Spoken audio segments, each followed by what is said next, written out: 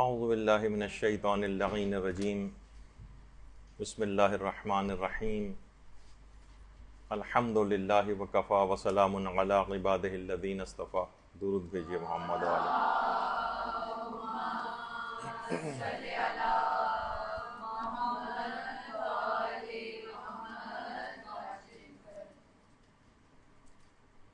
جیسے کہ آپ سب لوگوں کے علم میں ہے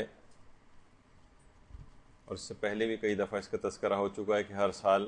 شب قدر کے موضوع پر ہماری گفتگو ہوتی ہے مدرسے میں، اور آج کی رات شب شہادت امیر المومنین علیہ الصلوۃ والسلام بھی ہے. اللہم صلی علی محمد و آل محمد.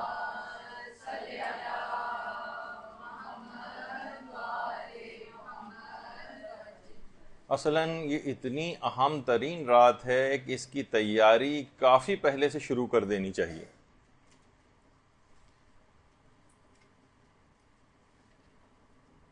آیت اللہ عبد الکریم کشمیری ہمارے ایک مشہور عرفاء میں سے گزرے ہیں.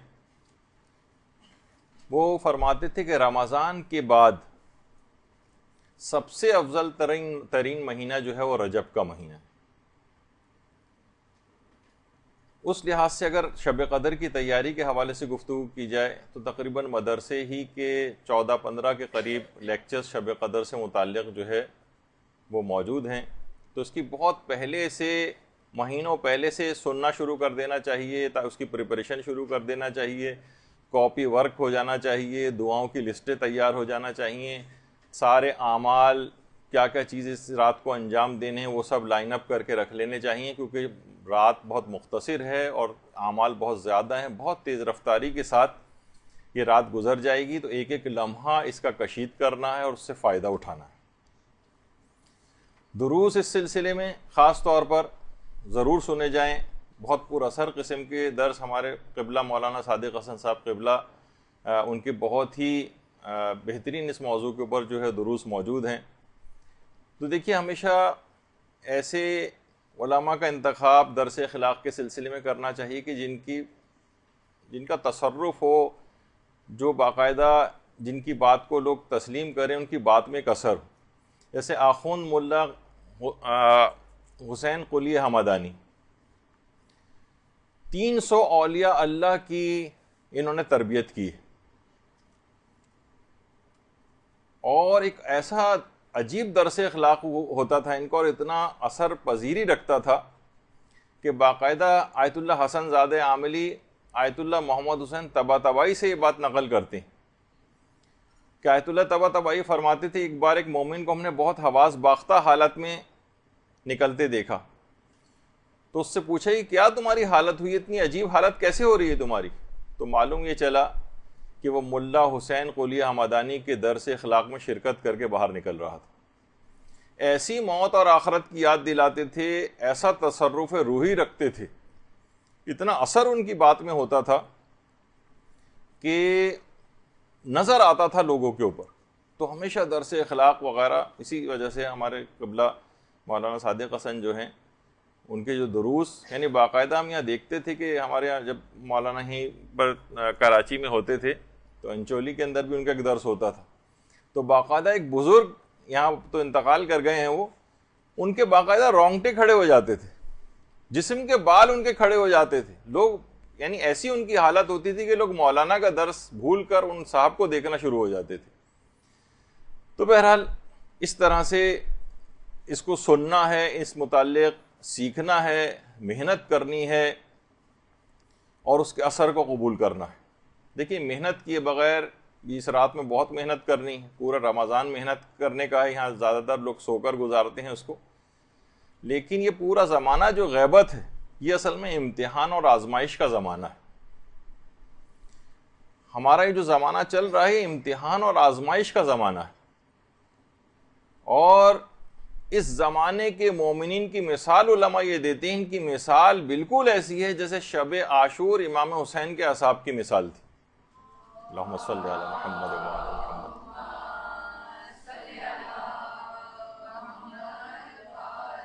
اس زمانے کو اس طرح سے گزار نہیں دینا چاہیے کہ بس ٹھیک ہے ہمارے امام غائب ہیں، جس طریقے سے بھی ہم لاؤبالی زندگی گزاریں۔ علماء فرماتے ہیں کہ غیبت امام میں مومنین کی مثال ایسی ہے جیسے شب عاشور امام حسین علیہ السلام کے اصحاب کی مثال، کہ چھلنی سے چھان کر کھرے کو کھوٹے سے الگ کیا جائے گا۔ یہ زمان غیبت، یعنی تبدیل ہوئے بغیر غیبت میں زندگی گزارنے کا، اور اسی طریقے سے توبہ کا بھی کوئی مفہوم نہیں ہے۔ اس رات کتنی آپ دعائیں توبہ پڑھیں گی اور ویسے بھی توبہ کریں گی اور بار بار 70 مرتبہ استغفر اللہ و اتوب الیہ کہیں گی، یا مثلا تسبیح پڑھیں گی استغفار کی۔ یاد رکھ لیجئے کہ تبدیل ہوئے بغیر توبہ کا کوئی مفہوم نہیں۔ شب قدر میں جو سر پر قرآن رکھ کر عمل کیا جاتا ہے، جبکہ سیرت اس کے بالکل برخلاف ہو، جیسے کہ برخلاف سیرت آپ کو نظر آ رہی ہے، اس میں بہت ہم نے امینڈمنٹس بھی کیے ہیں کہ کوئی زیادہ وہ چیز نہ پھیلے، لیکن صرف ایک آپ کو احساس دلانے کے لیے کہ سیرت اگر اس کے بالکل برخلاف ہے اور سر پہ قرآن بھی رکھا ہوا ہے تو اس کا کوئی اثر مرتب نہیں ہوگا۔ کسی نے اس متعلق کیا خوب جملہ کہا ہے کہ کربلا میں موجود ہونا کربلائی نہیں بناتا ہے، کربلا میں فقط حضور اور حاضری سے انسان کربلائی نہیں بنتا ہے، تبدیلی کا نام ہے۔ یہاں پر اتنا تبدیل ہونا پڑتا ہے کربلا میں کہ حر بننا پڑتا، تبدیلی لانا پڑتی ہے۔ اگر صرف کربلا میں موجود ہونا فقط کربلائی بناتا تو علماء فرماتے ہیں پھر تو شمر بھی کربلائی، لیکن صرف وہاں پر موجود ہونا جب تک کہ انسان اپنے اندر تبدیلی نہ لے کر آئے، تو لہٰذا سابقہ زندگی کو بالکل سے تبدیل کرنا ہے اس رات کو، تب یہ رات شب سیر و سلوک اور شب عرفان بنے گی، تبدیل ہوئے بغیر۔ ورنہ آپ دیکھیے علماء ایک چیز اور بھی بیان فرماتے ہیں کہ گناہ کے متعلق یہ بات سب سے زیادہ خطرناک ہے کہ اس کی انجام دہی کے بعد آپ توبہ کو بھی غیر اہم سمجھنے لگے۔ آج کل گناہوں سے توبہ بھی غیر اہم ہو گئی، احساس ہی نہیں کہ میں توبہ کرنی۔ تو علماء فرماتے ہیں کہ یہ سب سے زیادہ خطرناک بات، شاید گناہ سے بھی زیادہ خطرناک بات یہ ہے کہ آپ اس کے لیے توبہ کو غیر اہم سمجھنے لگے۔ لہٰذا رو رو کر توبہ کرنی ہے، خود کو بدلنے کی دعائیں کرنی ہیں، اور اس حد تک گڑ گڑا کر اور ذلیل ہو کر دعا کرنی کہ وہ قبول ہو جائے۔ یہ جملہ بھی کہا جاتا ہے کہ دعا جب ایڑیاں رگڑنے پر آ جائے تو قبولیت کے زمزم کو جاری ہونا ہی پڑتا ہے۔ تو آپ پوری کوشش کریں کہ اس رات کو کسی طور پر بھی ضائع نہ ہونے دیں، اور لازمی طور پر اس رات کو بخشوانے کا ایک سلسلہ اپنا شروع کر لیں، اور آئندہ زندگی میں ایک تبدیلی اپنی زندگی میں لانے کا ایک عزم کر لیں۔ ورنہ کتنی ہی شب قدر اس سے پہلے بھی آئیں اور گزر گئیں، اور آئندہ بھی آئیں گی اور گزر جائیں گی۔ صرف رٹے رٹائے چند اعمال کے علاوہ کوئی تبدیلی اگر آپ کے اندر نہیں آ رہی ہے تو شب قدر سے اس کا مطلب ہے کوئی خاطر خواہ فائدہ نہیں اٹھایا۔ دیکھیے ہر سال آتی ہے شب قدر، ختم تو نہیں ہو گئی نا۔ ایک شخص نے پوچھا تھا امام صادق سے کہ مجھے اللہم صلی علی محمد و علی محمد،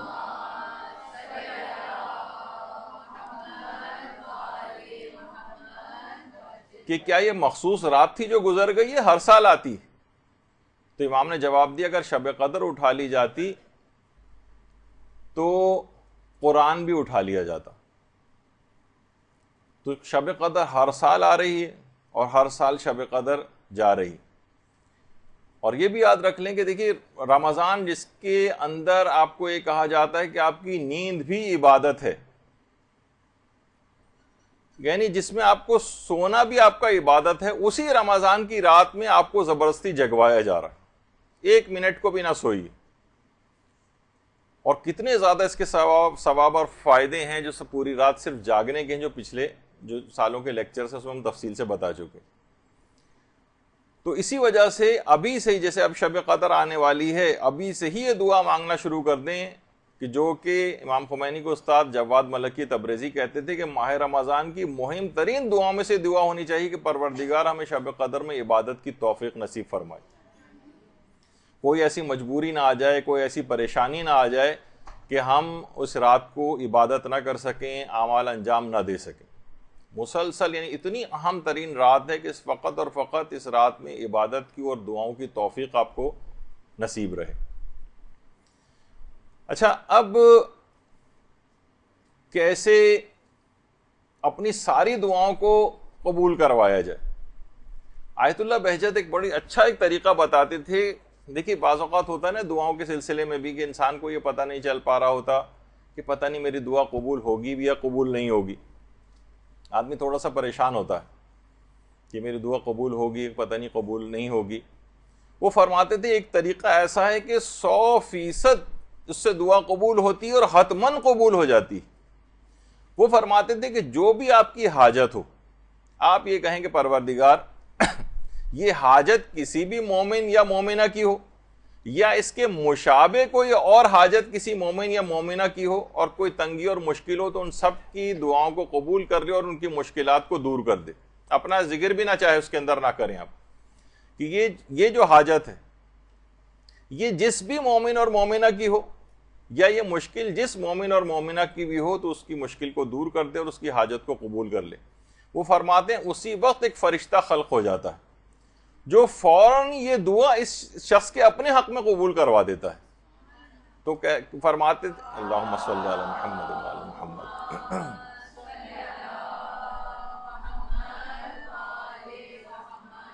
تو سب سے بہترین طریقہ یہ ہے کہ اس میں آپ تمام جتنی بھی دعائیں آپ کے پاس ہیں یہ دوسروں کے لیے کریں۔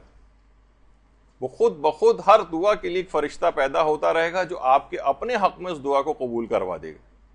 ظاہر فوراً دعا کا فرشتہ خلق ہو رہا ہے تو کیسے ممکن ہے کہ اللہ نے اس کی غرض خلقت یہ رکھی ہو کہ آپ کے لیے دعا کر کے اسے قبول کروائے تو اس اپنی غرض خلقت کو پوری نہ کرے۔ تو یہ دعا، یہ جو رات ہے یہ دعاؤں کی قبولیت کی رات ہے، یہ اپنی قسمت کو لکھوانے کی رات ہے۔ دیکھیے ہمارے پاس دعائیں کرنے کے لیے زبان تو ہے، لیکن اتنی ساری جو ہماری پچھلے گناہ ہیں، بدعمالیاں ہیں، اس میں ہمیں بعض اوقات یقین نہیں ہوتا کہ ہماری دعائیں قبول بھی ہوں گی یا قبول نہیں ہوں گی۔ علماء فرماتے ہیں کہ خاص طور پر، ویسے تو پورا خاندان اہل بیت کا واسطہ ہی ایسا ہے کہ جو دعاؤں کو قبول کرواتا ہے، البتہ فرماتے ہیں 4-5 واسطے علی الخصوص ایسے ہیں کہ جو دعاؤں کی قبولیت کے لیے از حد کارآمد ہے، اور ان کے رد ہونے کا پھر دعا کے کوئی امکان ہی نہیں ہوتا۔ تو اس رات کو جتنی بھی آپ دعائیں پڑھیں گی اور دعائیں اپنے لیے کریں گی، سب لوگوں کے لیے دعا کریں گی، اس میں علی الخصوص یہ 4-5 واسطے آپ دعا کے شروع ہی میں ان کا واسطہ اور توسل اختیار کریں، اور اس کے بعد جو چاہیں پھر دعا مانگیں۔ اور ویسے تو سارے ہی، جب بھی یہ وجہ ہے کہ جو آپ عمل قرآن کرتی ہیں، بے کا یا اللہ اور بے کا یا محمد اور بے علین اور بے فاطمہ بالحسن اور بالحسین، وہ سارے واسطے ہی تو ہیں۔ تو یہ تمام چیزیں ایسی ہیں، لیکن اس میں بھی 4-5 واسطے خاص طور پر، جس میں سے ایک واسطہ توسل حضرت امیر المومنین علیہ الصلوۃ والسلام۔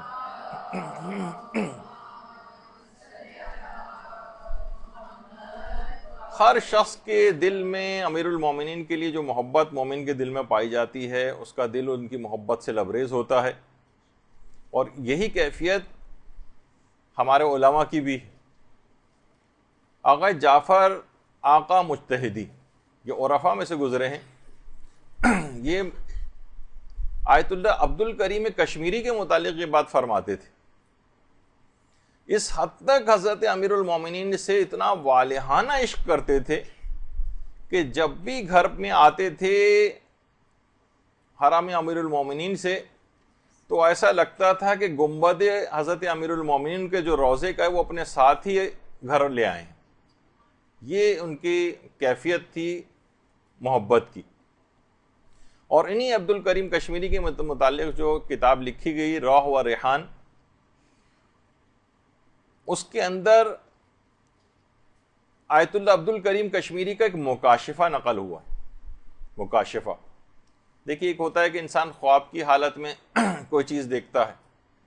اور ایک یہ ہے کہ خواب اور جاگتی آنکھوں کے درمیان میں ایک چیز ہوتی ہے جسے مکاشفہ کہتے ہیں۔ انہوں نے خواب میں دیکھا علامہ میر حامد حسین لکھنوی، یہ انڈیا کے لکھنؤ کے انتہائی عظیم اور بزرگ علماء میں ان کا شمار رہا ہے شیعت کے، جن کو صاحب ابقات الانوار بھی کہا جاتا ہے۔ ابقات الانوار ان کی کتاب کا نام ہے،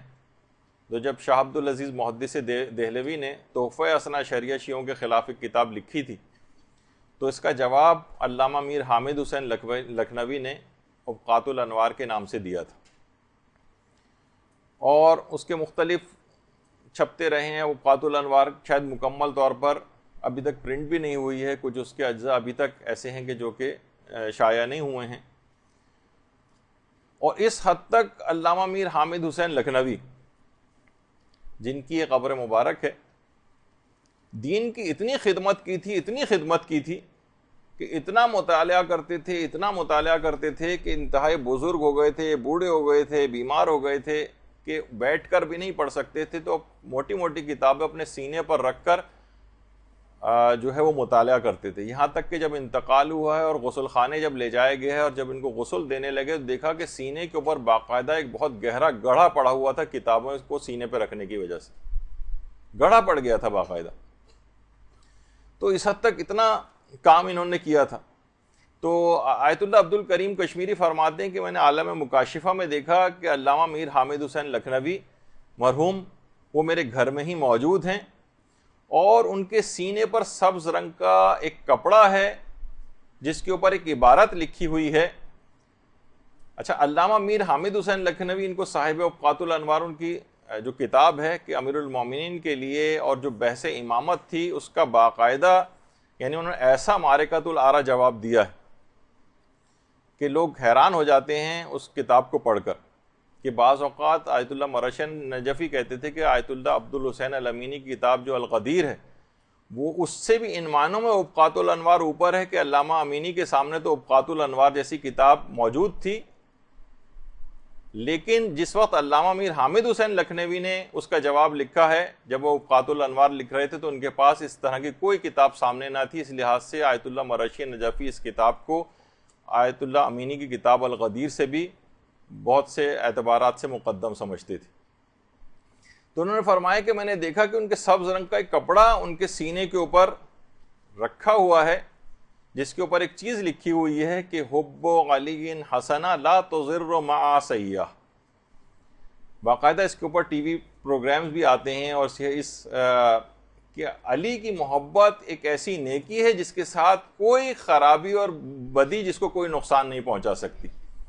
اور بغض علی ایک ایسا سیاح اور ایک ایسی برائی ہے جس کے ساتھ کوئی نیکی فائدہ نہیں پہنچا سکتی۔ تو کہہ رہے ہیں یہ باقاعدہ یہ جملہ ان کے سینے کے اوپر لکھا ہوا تھا۔ اس حد تک ہمارے علماء نے امیر المومنین علیہ الصلوۃ والسلام کے لیے کام کیا ہے۔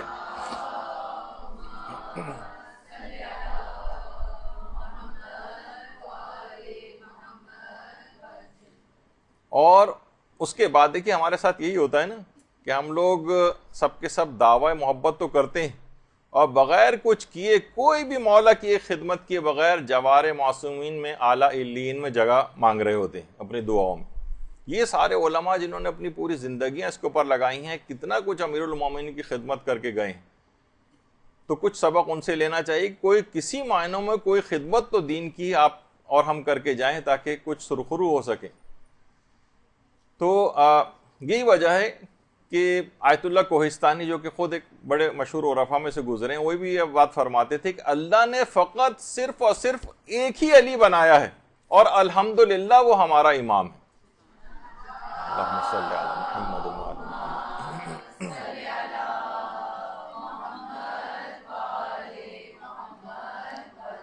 جس کی ولایت کے اوپر اعتقاد رکھنا واجب ہے، جس کی ولایت پر اعتقاد رکھے بغیر کوئی شخص جنت میں نہیں جا سکتا، کہ اس کے کوئی اعمال قبول نہیں ہو سکتے، اور اس ولایت کے پروانے کے بغیر جنت میں داخلہ ہی ناممکن ہے۔ پورے صراط سے گزرنے کا پرمٹ وہ ان کی ولایت ہے، اعمال کی قبولیت کا دار و مدار ہی اسی کے اوپر۔ یہی وجہ ہے کہ بڑا مشہور وہ جملہ ہے نا ان کا آیت اللہ آقا محسن قراتی کا، کہ وہ بڑی اچھی مثال دیتے ہیں، مثالوں کے تو شہنشاہ سمجھے جاتے ہیں محسن قراتی۔ تو فرمانے لگے کہ لوگ اکثر یہ آ کر سوال کرتے ہیں کہ بھئی یہ کیسے ممکن ہے کہ انسان سارے اعمال، پوری زندگی کے نیک اعمال آپ کہہ رہے ہیں کہ وہ قبول نہیں ہوں گے اگر ولایت علی نہیں ہوگی؟ تو اس کو بڑے اچھے طریقے سے وہ سمجھاتے ہیں کہتے ہیں مثلا اگر کوئی پولیس والا آ کر آپ سے گاڑی کا لائسنس طلب کرے، ٹریفک پولیس والا، اور آپ کے پاس ڈرائیونگ لائسنس نہ ہو، لیکن آپ اس کے بجائے اپنی ساری میڈیکل فٹنس کی رپورٹس اس کو دکھاتے رہیں، وہ نہیں مانے گا۔ گھر کے کاغذات دکھا دیں 10,000 گز کے گھر کے، وہ تب بھی آپ کو نہیں جانے دے گا۔ آپ اپنی پی ایچ ڈی کی ڈگری اس کو دکھا دیں، تب بھی وہ آپ کو جانے نہیں دے گا اور لائسنس طلب کرتا رہے گا۔ یہاں تک کہ وہ کہہ رہے ہیں کہ اگر آپ نوبل پرائز بھی آپ کو ملا ہوا ہے، نوبل پرائز بھی اگر آپ ان کو دکھائیں تب بھی وہ آپ کو جانے نہیں دے گا۔ حتیٰ کہ اگر کوئی مجتہد ہے وہ اپنی اجتہاد کے تمام اجازے بھی دکھا دے تب بھی پولیس والا جانے نہیں دے گا، اسے ڈرائیونگ لائسنس ہی چاہیے ہوگا۔ تو فرماتے ہیں بالکل اسی طریقے سے کوئی دوسرا عمل قبول نہیں کیا جائے گا۔ لاکھ آپ سب چیزیں دکھاتے رہیں، قیامت میں آپ نمازیں اپنی دکھاتے رہیں، روزے دکھاتے رہیں، حج دکھاتے رہیں، ساری نیکیاں دکھاتے رہیں، لیکن ولایت علی کا پروانہ اگر آپ کسی کے پاس نہیں ہے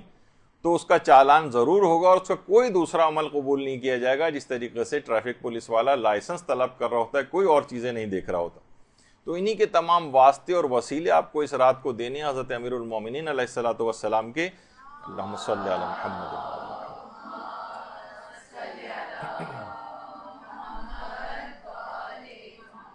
اور ان کے واسطے اور وسیلے سے تو اپنے لیے تو چھوڑیں، غیروں تک کے لیے اگر ان کا واسطہ اور وسیلہ دیا جائے جو ان کو نہیں مانتے ہیں ان کے لیے بھی، تو وہ ان کے لیے بھی دعائیں قبول کر لیتے ہیں۔ ابھی جن کا ذکر ہوا صاحب الغدیر علامہ عبد الحسین الامینی، ان کے متعلق ملتا ہے، خود انہوں نے اپنا واقعہ بیان کیا کہ عراق کا اس زمانے میں جو وزیر ثقافتی امور تھا، عراق میں سنی وزراء بھی ہوتے ہیں، ظاہر مکس ٹائپ کی گورنمنٹ ہوتی ہے، وزیر ثقافتی امور جو تھا وہ غیر شیعہ مسلمان تھا، اس کی ایک ہی اولاد تھی، اتنی شدید بیمار ہو گئی کہ تمام اطباء اور ڈاکٹرز نے منع کر دیا کہ نہیں اب یہ صحیح نہیں ہو سکتا، اب اس کو مزید تکلیف نہیں دو، گھر کے کسی ایک کونے میں ڈال دو تاکہ آسانی کے ساتھ اس کا دم نکل جائے۔ ہر جگہ سے نا امید ہو گیا،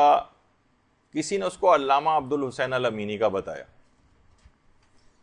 کہا کہ وہ اپنے آقا اور مولا کا بہت زیادہ دم بھرتا ہے اور کہتا ہے کہ یعنی کسی کو ان سے برتر نہیں سمجھتا ہے، اور پوری دنیا کے کتب خانوں کو اس نے کھنگال ڈالا ہے، ان کی ولایت کے لیے اور کتاب لکھی الغدیر کے نام سے۔ تو باقاعدہ اس وزیر ثقافتی امور نے پوری ایک خط لکھا علامہ عبد الحسین الامینی کو، اور اس کے اندر یہی بات تمام اپنے بیٹے کی لکھی، اور لکھا کہ آقا امینی میرا بیٹا مر رہا ہے، طبیبوں نے ہاتھ اٹھا لیا ہے، کیا آپ اپنے مولا سے شفا دلوا سکتے ہیں؟ بس ایک مختصر سا خط اس نے لکھا۔ وہ خط کوئی شخص علامہ امینی کے پاس لے کر آیا اور دروازے کے باہر انتظار کر رہا تھا کہ اس کا جواب دے دیں۔ علامہ امینی نے فوراً اسی وقت خط کو اٹھایا اور اس کے پیچھے اس کا جواب لکھا، بسم اللہ الرحمن الرحیم، خدا نے برکت امیر المومنین کی وجہ سے تیرے بیٹے کو شفا دے دی ہے۔ اللہم صلی علی محمد۔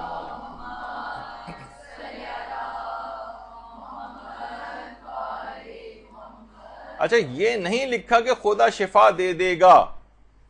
خدا نے برکت امیر المومنین سے تیرے بیٹے کو شفا دے دی ہے، اور بس یہ لکھ کر خط کو بھیج دیا۔ وہ شخص خط لے کر گیا وزیر ثقافتی امور کے گھر، اور ادھر علامہ اسی وقت روضہ حضرت امیر المومنین علیہ الصلوۃ والسلام پہنچ گئے۔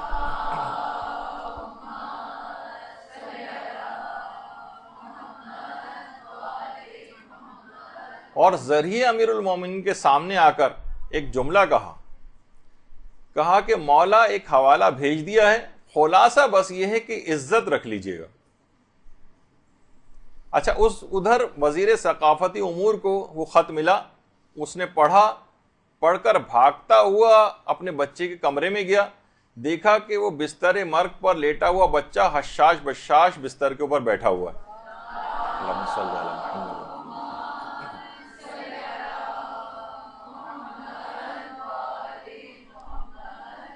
تو حضرت امیر پر پورے یقین اور اطمینان کے ساتھ،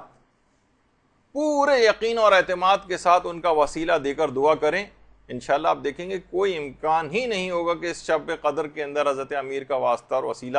بنایا جائے اور پھر بھی دعا رد ہو جائے۔ دیکھیے ایک طریقہ اور بھی ہے دعاؤں کو قبول کروانے کا، علماء بھی اس کو اپلائی کرتے ہیں۔ جس زمانے میں یہ ہمارا نیا مدرسہ بنا نہیں تھا اور ہم کرائے پہ قریب ہی میں ایک چھوٹی اس لحاظ سے جو اتنا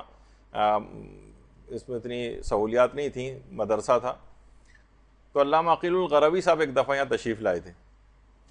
تو علماء کا بھی ایک طریقہ کار رہا ہے کہ ہمیشہ انتہائی پر یقین انداز میں دعا کرتے ہیں۔ اس وقت امکان بھی نہیں تھا کہ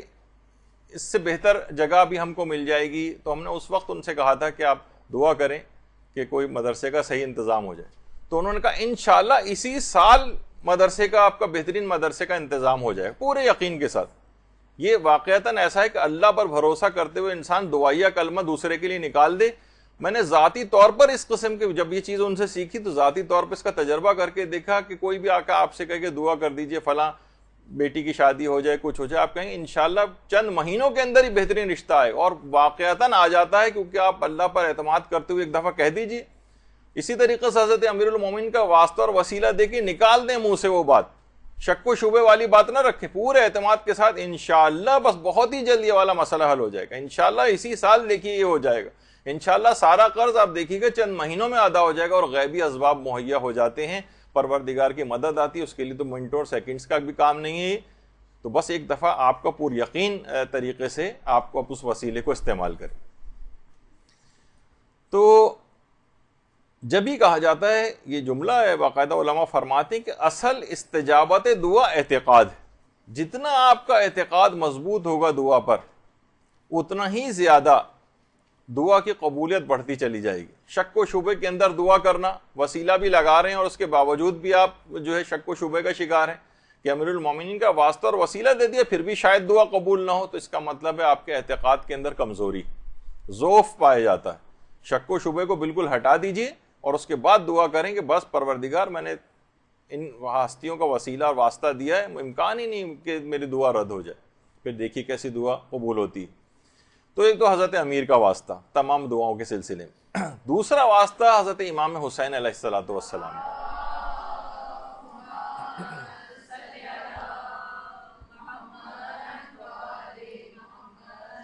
علامہ محمد حسین طباطبائی فرماتے تھے کہ دو کام ایسے ہیں کہ جو رفع حجابات کرتے ہیں، رفع حجابات، اور یہ دونوں کام عظیم نعمتیں۔ فرماتے ہیں ایک تو محبت اور توجہ کے ساتھ تلاوت قرآن کرنا، یہ حجابات کو دور کرنے والی چیز ہے۔ حجابات جتنے آپ کے اور پروردگار کے درمیان پردے پڑے ہوئے ہیں نا، اگر انسان بہت خشوع و خضوع کے ساتھ تلاوت کرے تو یہ حجابات کو برطرف کرتی ہے، اور خود بہت بڑا وسیلہ ہے قرآن دعاؤں کی قبولیت کے لیے۔ اور دوسرا فرماتے تھے کہ توسل حضرت ابا عبداللہ الحسین علیہ السلام،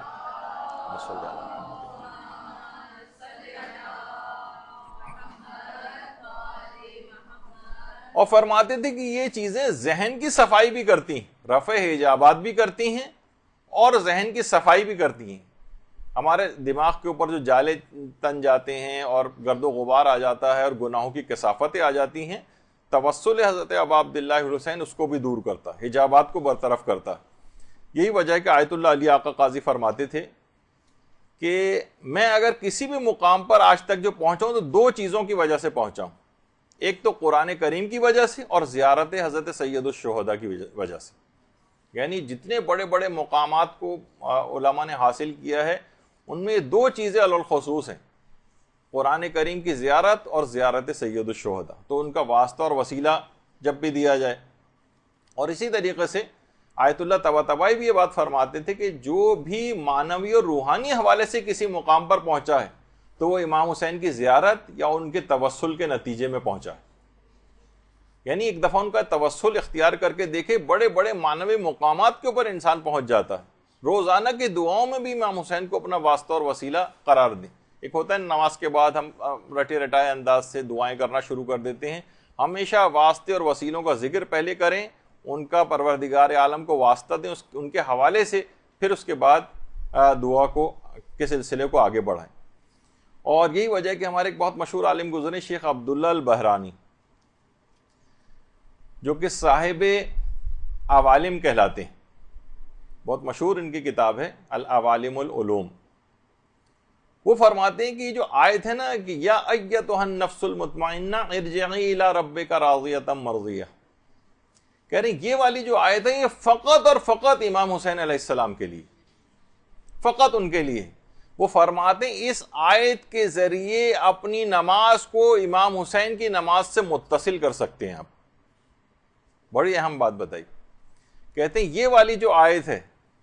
اس آیت کو آپ امام حسین جب اس نماز پڑھنے لگیں اور اس آیت کی آپ تلاوت کریں شروع میں، نماز کے شروع ہونے سے پہلے، تو اگر آپ نے آیت تلاوت کی تو آپ کی نماز امام حسین کی نماز سے متصل ہو جائے گی۔ اور اللہم صلی علی محمد وعلی محمد،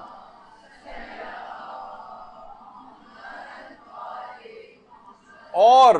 نماز سے پہلے اس آیت کو پڑھنے سے خود بخود ایک توسل امام حسین پیدا ہو جائے گا، اور جیسے ہی وہ توسل پیدا ہو جائے اس کے بعد آپ کہیں السلام علیکہ یا ابا عبداللہ الحسین، اور اس کے بعد پھر اپنی نماز شروع کر دیں۔ یا مثلا یہ دعاؤں کے لیے بھی اس آیت کو پڑھیں، اور اس آیت کو پڑھنے کے بعد امام کو سلام کریں، خود بخود امام سے توسل پیدا ہو جائے گا، اور وہ دعا کا کوئی امکان نہیں رہے گا کہ وہ دعا رد ہو جائے، اور وہ نماز جس سے پہلے یہ آیت پڑھی جائے گی خود بخود امام حسین کی نماز سے متصل ہو جائے گی۔ تو خود سوچ سکتے ہیں کہ اس کے عدم قبولیت کا کوئی امکان ہی باقی نہیں رہے گا۔ تو دیکھیے شب قدر میں بھی آپ کو مغربین کی نماز پڑھنی، اور 2 رکعت نماز شب قدر بھی پڑھنی ہے آج ہی رات، تو اس توسل کو آپ ضرور اختیار کریں، کیونکہ امام حسین اپنے خون سے اس دین کی آبیاری کر چکے۔ خود علماء فرماتے ہیں کہ اگر کوئی امام حسین سے پوچھے کہ مولا آپ کی زندگی میں سب سے زیادہ خوشی کا موقع کون سا تھا، کہ بلکہ علماء فرماتے ہیں کہ اگر کوئی پوچھا جائے کہ امام حسین کی زندگی میں سب سے خوشی کا موقع کون سا تھا، جب آپ کا نشاط عروج پر تھا، تو علماء فرماتے ہیں یقیناً وہ آپ کی مقتل گاہ تھی۔ مقتل گاہ امام حسین وہ امام حسین کی زندگی کا سب سے نشاط کا لمحہ تھا، جہاں آپ نے کل باطن کا مشاہدہ کیا تھا، اور وہ مخلصانہ فریاد بھی بلند کی تھی، رضن بقضائک و تسلیما لامرک۔ اس قدر امام حسین اپنی مقتل گاہ میں توحید میں اس قدر ڈوب گئے تھے کہ ایک موقع پر جب شمر ملعون بھی آپ کے اوپر سوار ہو گیا تھا تو آپ نے توجہ نہیں کی تھی، اور ایک خاص کیفیت، دیکھیے خاص کیفیت ہوتی ہے نا انسان کے اوپر، مثلا کوئی خانہ کعبہ پہلی دفعہ جائے اور کعبے کی طرف نگاہ، اس کے سامنے سے 10 لوگ بھی گزر جائیں اور بعد میں اگر شکایت کریں کہ یار ہم نے آپ کو سلام کیا تھا آپ نے جواب ہی نہیں دیا، تو آپ قسم کھانے کو تیار ہو جاتے ہیں کہ میں نے آپ کو دیکھا ہی نہیں تھا، میں نے آپ کی آواز ہی نہیں سنی تھی۔ تو بالکل یہی بات امام کے ساتھ تھی کہ امام اس قدر ایسی کیفیت کے اندر آ گئے تھے کہ حضرت ابا عبداللہ الحسین نے اپنے جب محسوس ہی نہیں کیا کہ سینے کے اوپر وہ چڑھ کر بیٹھ گیا، اور جب توجہ کی تو دیکھا شمر ملعون سینے کے اوپر سوار ہے۔ اس طرح اتنا توحید کے اندر ڈوب گئے تھے، تو اپنی اس نماز کو، اپنی ان تمام دعاؤں کو امام حسین علیہ الصلوۃ والسلام کے توسل سے شرف قبولیت جو ہے وہ بخشوائیں۔ ان کا واسطہ اور وسیلے کا طریقہ ابھی آپ کے سامنے ذکر ہوا۔ تیسرا وسیلہ علماء کہتے ہیں کہ جب یہ رات شب سیر و سلوک و عرفان بنے گی اور تمام آپ کی دعاؤں کو قبول کروائے گی، جب آپ وسیلہ حضرت فاطمہ الزہرا سلام اللہ علیہا دیں گے۔ صلی علی محمد وعلی محمد۔ آپ ہی حقیقت شب قدر بھی ہیں، آپ ہی کا وسیلہ اور توسل دعاؤں کو قبول کرواتا ہے۔ باقاعدہ جو کتاب لکھی گئی ہے نوردبان آسمان کے نام سے، اس میں آیت اللہ سید رضا بہاؤالدینی وہ یہ فرماتے ہیں کہ ہم یہ بات جانتے ہیں کہ جس درخواست پر بھی حضرت زہرا کے دستخط ہو جائیں اس پر گویا رسول اور ائمہ کے دستخط بھی ہو گئے۔ یہ سمجھ جائیے کہ اس پر رسول اور ائمہ نے بھی دستخط کر دی۔ جس دعاؤں کی درخواست پر حضرت زہرا نے دستخط فرما دیے، بس خود بخود پیغمبر اسلام اور تمام معصومین کی دستخط بھی اس پر ہو جاتے ہیں، اور فرماتے ہیں یہ ایسی بات ہے جس میں کوئی کلام نہیں، کوئی کلام نہیں، کوئی دوسری بات نہیں۔ اور یہی وجہ ہے کہ ہمارے علماء خاص طور پر جو آیت اللہ وحید خراسانی ہیں باقاعدہ فرماتے ہیں کہ جو شخص بھی یہ چاہتا ہے کہ روز قیامت حضرت زہرا سلام اللہ علیہ کے والد کی شفاعت اسے حاصل ہو، اور جان کنی کے وقت ان کے شوہر امیر المومنین علیہ السلام کا دیدار ہو، اور صدیقہ کبریٰ سلام اللہ علیہ کی دعا شامل حال ہو، اس قبر کی تنہائی اور وحشت میں جہاں اس کے علاوہ کوئی امید نہیں، تو اسے چاہیے کہ جہاں تک ممکن ہو بنت رسول کی شایان شان عزاداری کو برپا کرے، اس امید سے کہ وہ ان کے فرزندوں کے دلوں کے زخموں کے لیے مرہم ہو۔ تو آپ نے فرمایا کہ یہ جلوس اور مجالس عزا اس آیت قل لا اسألکم علیہ اجرا الا المودۃ فی القربہ کا مصداق ہے۔ تو حضرت زہرا کا توسل، حضرت زہرا کے متعلق اتنی زیادہ تاکیدات علماء کرتے ہیں، ان کے واسطے اور وسیلے سے آپ جو بھی دعا مانگیں گی وہ لازمی طور پر قبول ہو جائے گی۔ اور اس حد تک کہ آیت اللہ سید مرتضی رضوی کشمیری، یہ کشمیر کے علاقے کے تھے، اور یہ ملا حسین قلی حمدانی کے شاگردوں میں سے تھے، خود عرفہ میں تھے۔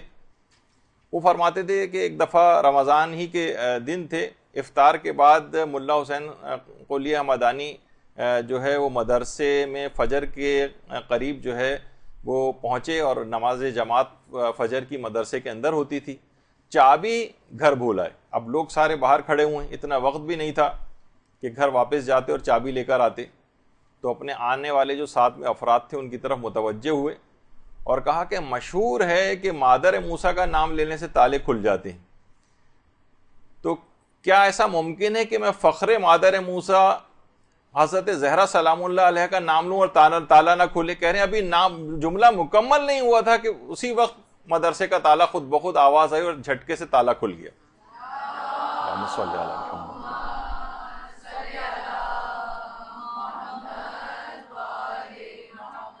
تو اس شب قدر میں ہماری قسمتوں کے بند تالے حضرت زہرا کے توسل سے نہایت آسانی کے ساتھ کھل سکتے ہیں۔ پوری کوشش کریں، بار بار دعاؤں کے اندر حضرت زہرا کا واسطہ اور وسیلہ دیں، پھر آپ دیکھیں گے کس طریقے سے یہ تالے کھلتے ہیں۔ اس کے بعد اگلا وسیلہ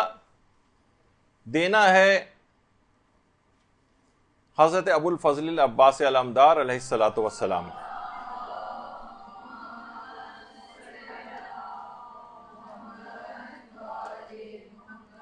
واقعی یہ صلوات رمضان والی صلوات لگ رہی ہے۔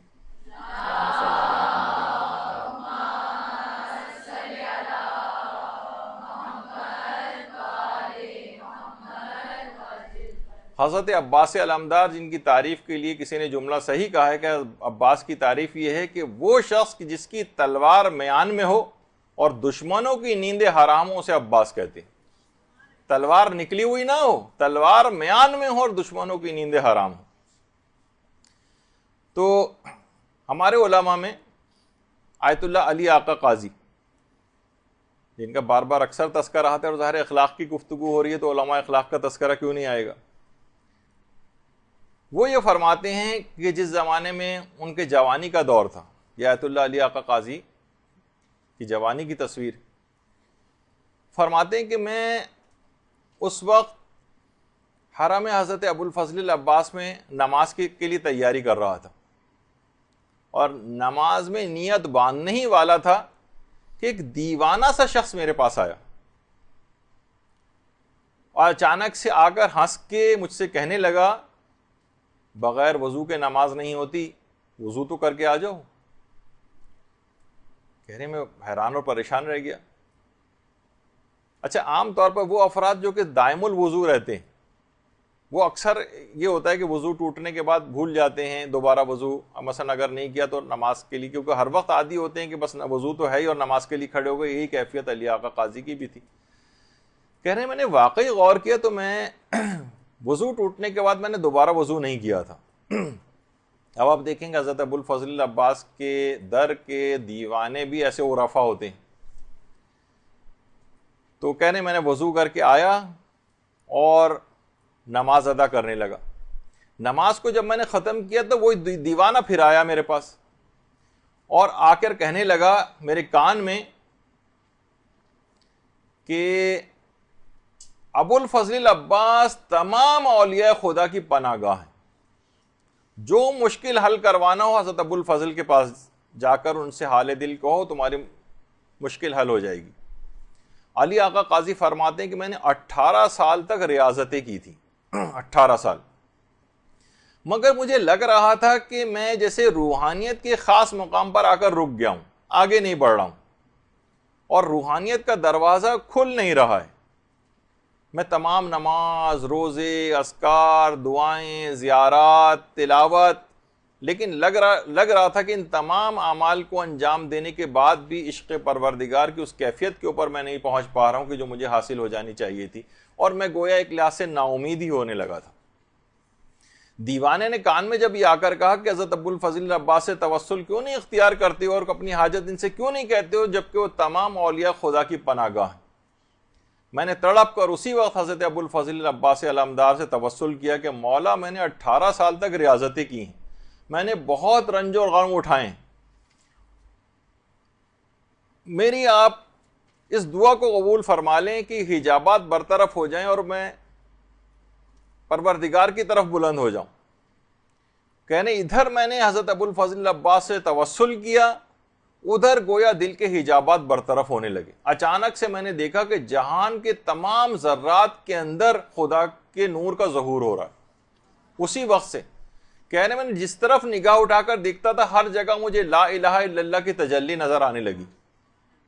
اور دیکھا کہ کائنات کے ذرے ذرے سے نور الہی اٹھ رہا ہے، اور اللہ نور السماوات والارض، اس کی گویا ایک لحاظ سے تفسیر میری آنکھوں کے سامنے جو ہے وہ آنے لگی۔ لیکن یہ عارضی کیفیت تھی، یہ چیزیں مجھے نظر آنی بند ہو گئیں۔ اس کے بعد میں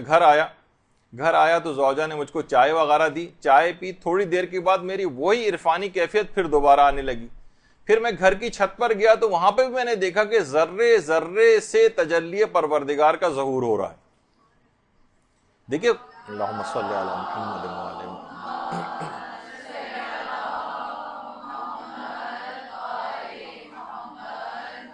دیکھیے خدا ہر قسم کی جسمانیت سے منزہ اور مبرہ، لیکن دل کی آنکھوں سے اس کو دیکھا جا سکتا ہے۔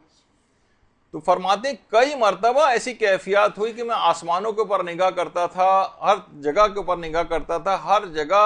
مجھے تجلی پروردگار اور گویا اس کا نور بکھرا ہوا نظر آتا تھا، یہاں تک کہ میری کیفیت مستقل ہو گئی۔ اور اس کے بعد فرماتے ہیں کہ بہرحال پھر اس کے بعد آپ گھر تشریف لے آئے، پھر کیفیت پوری مستقل ہو گئی، اور یہ واقعہ بھی اس میں ملتا ہے۔ ایک دفعہ مکمل طور پر زلزلہ آیا کہ پورا گھر گر گیا، اور پورا گھر گر گیا، سارے طالب علم جو گھر میں درس دیتے تھے سارے طالب علم اٹھ کر بھاگے، لیکن آیت اللہ علی آقا قاضی اپنی کرسی پر اسی طریقے سے بیٹھے رہے کہ جب حفاظت کرنے والا پروردگار ہے، اور یہ بات کہتے تھے کہ تم دعوی توحید کرتے ہو لیکن پھر بھی مغلوب اور پریشان ہو جاتے ہو۔ لوگ ہوتا ہے نا کہ فوراً مغلوب اور پریشان ہو جاتے، ذرا سی کوئی نامساعد حالات آئے، کچھ آئے، فوراً مغلوب اور پریشان ہو گئے اس سے۔ اور ان کے شاگرد بھی کہتے ہیں کہ ایک دفعہ ہم مسجد سہلا کے اندر بیٹھے ہوئے درس دے رہے تھے ہمیں، تو ایک بڑا سا سانپ نکل کر آ گیا، سارے طالب علم ڈر کر بھاگے سانپ سے، لیکن علی آقا قاضی وہیں پر بیٹھے رہے اور کہا مت باذن اللہ، اللہ کے حکم سے مر جا، اور اسی وقت سانپ بے حس و حرکت ہو گیا۔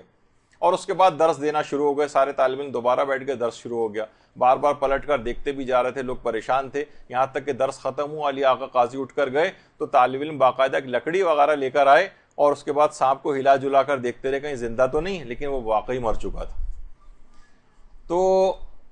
حضرت عباس علیہ الصلوۃ والسلام کے توسل سے علماء نے کتنے بڑے بڑے مقامات کو حاصل کیا ہے۔ علی آقا قاضی کے متعلق جو بھی آپ باتیں سن رہی ہیں، آپ اس سے پہلے بھی ان کا کتنا تذکرہ آیا اور کتنی ان کی کراماتیں آئیں، ذکر ہو چکی ہیں، تو آپ کے دماغ میں آتا ہے نا کہ کیسے اس مقام کو حاصل کیا۔ تو دیکھیں آپ نے کہ حضرت عباس کے توسل سے اگر کوئی بھی دعا مانگی جائے تو اس کی کتنی اثر پذیری، بس تڑپ کے مانگی جائے، پورے اعتقاد کے ساتھ مانگی جائے، تاکہ عدم قبولیت کا کوئی امکان ہی باقی نہ رہے۔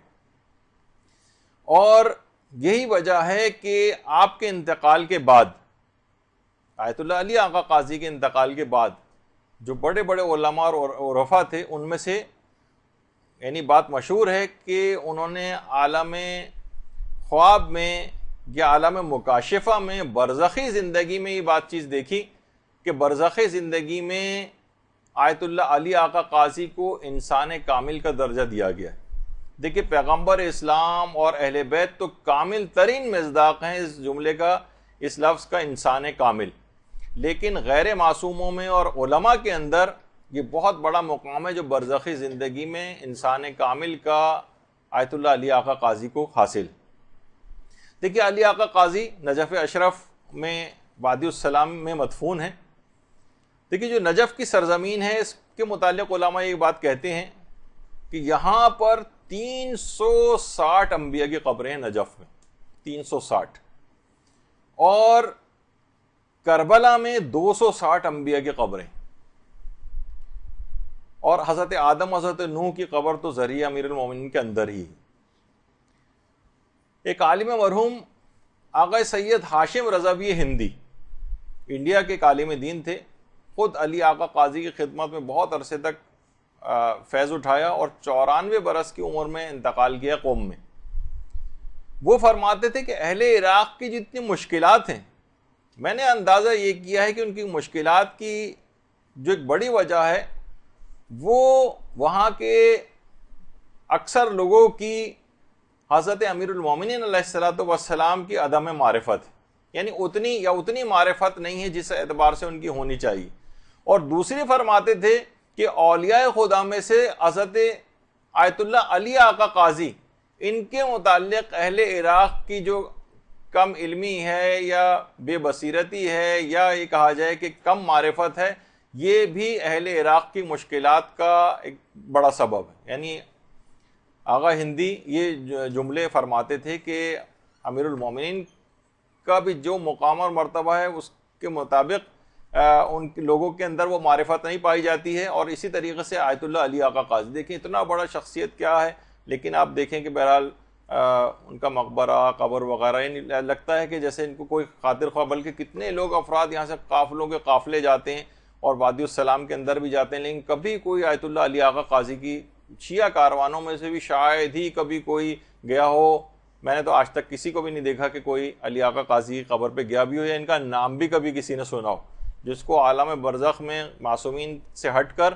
انسان کامل کا درجہ دیا گیا ہو. اس میں قوم کی بے حسی کا یہ عالم ہے. یہی وجہ ہے کہ جو بار بار ہم علماء کا تذکرہ اس میں جو ہے کرتے ہیں، لوگ یہی کرتے ہیں نا کہ معصومین کا تذکرہ اس لحاظ سے ان کی سیرت تو کہتے ہیں کہ بھائی ہم کہاں ان کی پیروی کر سکتے ہیں، لیکن یہ علماء ان کی تو پیروی کی جا سکتی، یہ تو غیر معصوم ہے، یہ تو ہمارے ہی طرح کے افراد تھے. تو اس وجہ سے ان کا تذکرہ زیادہ آتا ہے تاکہ ہمارے سامنے ایک مشعل راہ رہے کہ ہم بھی کچھ محنت کر کے کسی مقام کو حاصل کر سکتے ہیں. تو علی آقا قاضی تو بہرحال آپ نے دیکھا کہ توسل حضرت عباس علمدار یہ اتنا مقام، اللہم صلی علی محمد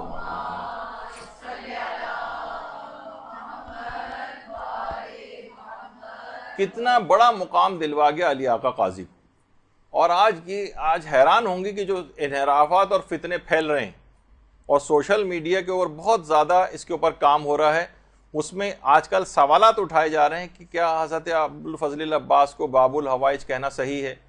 کیا ان کو توسل اور واسطہ بنایا جا سکتا ہے. ایسے سوال اشکالات اٹھانا، لوگوں کے دماغوں کو مسموم کرنا، زہر آلود کرنا یا شک ڈالنا، یہ آج کل ایک کام اس سلسلے میں بہت بڑھتا جا رہا ہے. تو علماء اور مراجع اس کے آگے سفارہ ہیں، باقاعدہ آیت اللہ شبیری زنجانی نے ان کی اپنی آفیشیل ویب سائٹ پہ ہے کہ یہ بالکل امور قطعیہ میں سے ہے دین کے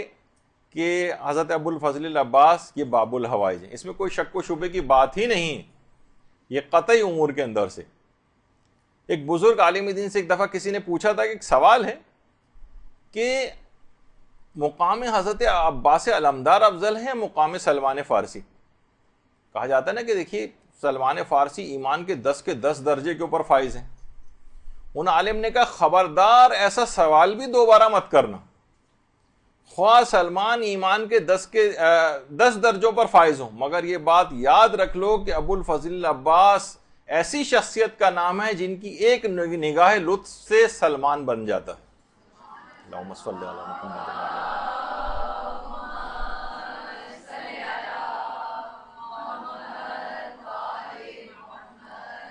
یاد رکھ لو اہل بیت رسول پر کسی کو کبھی قیاس مت کرنا. اور اس وقت حضرت عباس تمام اولیاء خدا کی پناہ گاہ ہیں. تو بہرحال اتنا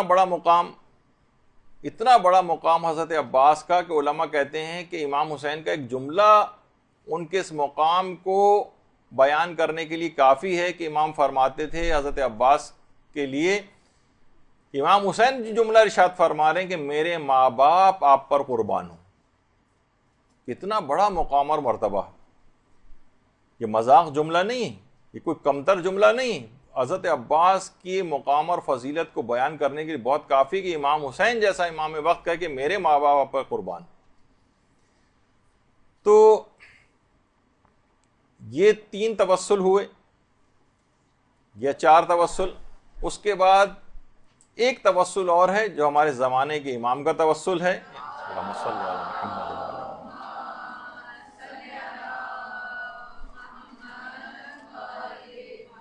ان کا توسل بھی لازمی ہر دعا کے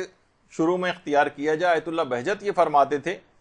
کہ اصلاح نماز پر ہی تمام ظاہر اور باطن کی درستگی کا انحصار ہے. یعنی جتنی آپ کی نماز اچھی ہوگی اتنی ہی آپ کی ظاہری اصلاح بھی آپ کی ہوگی اور باطن کی اصلاح بھی ہوگی. فرماتے ہیں نمازوں کو شروع کرنے سے پہلے حضرت حجت سے توسل اختیار کرو اور پھر نماز شروع کرو. السلام علیکہ یا ابا عبداللہ الحسین تو ابھی آپ نے اس سے پہلے سنا. اس کے بعد ایک سلام امام زمانہ کو بھی کر لیا جائے نمازوں کو شروع ہونے سے پہلے. وہ فرماتے تھے جو کہ زیارت جامعہ کا جملہ ہے نا کہ بما والاتکم تقبل الطاعۃ المفترضہ، کہ آپ کی ولایت ہی تمام واجب عبادتوں کی قبولیت کا آپ کی ولایت کے اوپر انحصار ہے. تو وہ فرماتے تھے کہ ہماری تمام جو واجب عبادتیں بھی وہ بھی ولایت ہی کے ذریعے قبول ہوتی. تو امام زمانہ سے توسل اختیار کیا جائے اور اس کے بعد پھر نماز شروع کی جائے. اور آیت اللہ کشمیری، آیت اللہ سید عبد الکریم کشمیری یہ فرماتے تھے کہ امام زمانہ سے توسل پیدا کرنے کا بھی ایک طریقہ ہے، جیسے کہ ابھی آپ نے امام حسین کے سلسلے میں سنا.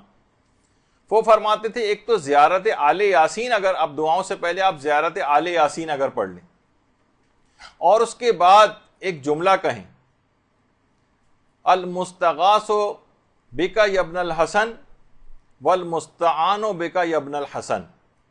یہ جملہ کہیں اور اس کے بعد کہیں یا صاحب الزما ادرکنی یا صاحب الزما اغیثنی.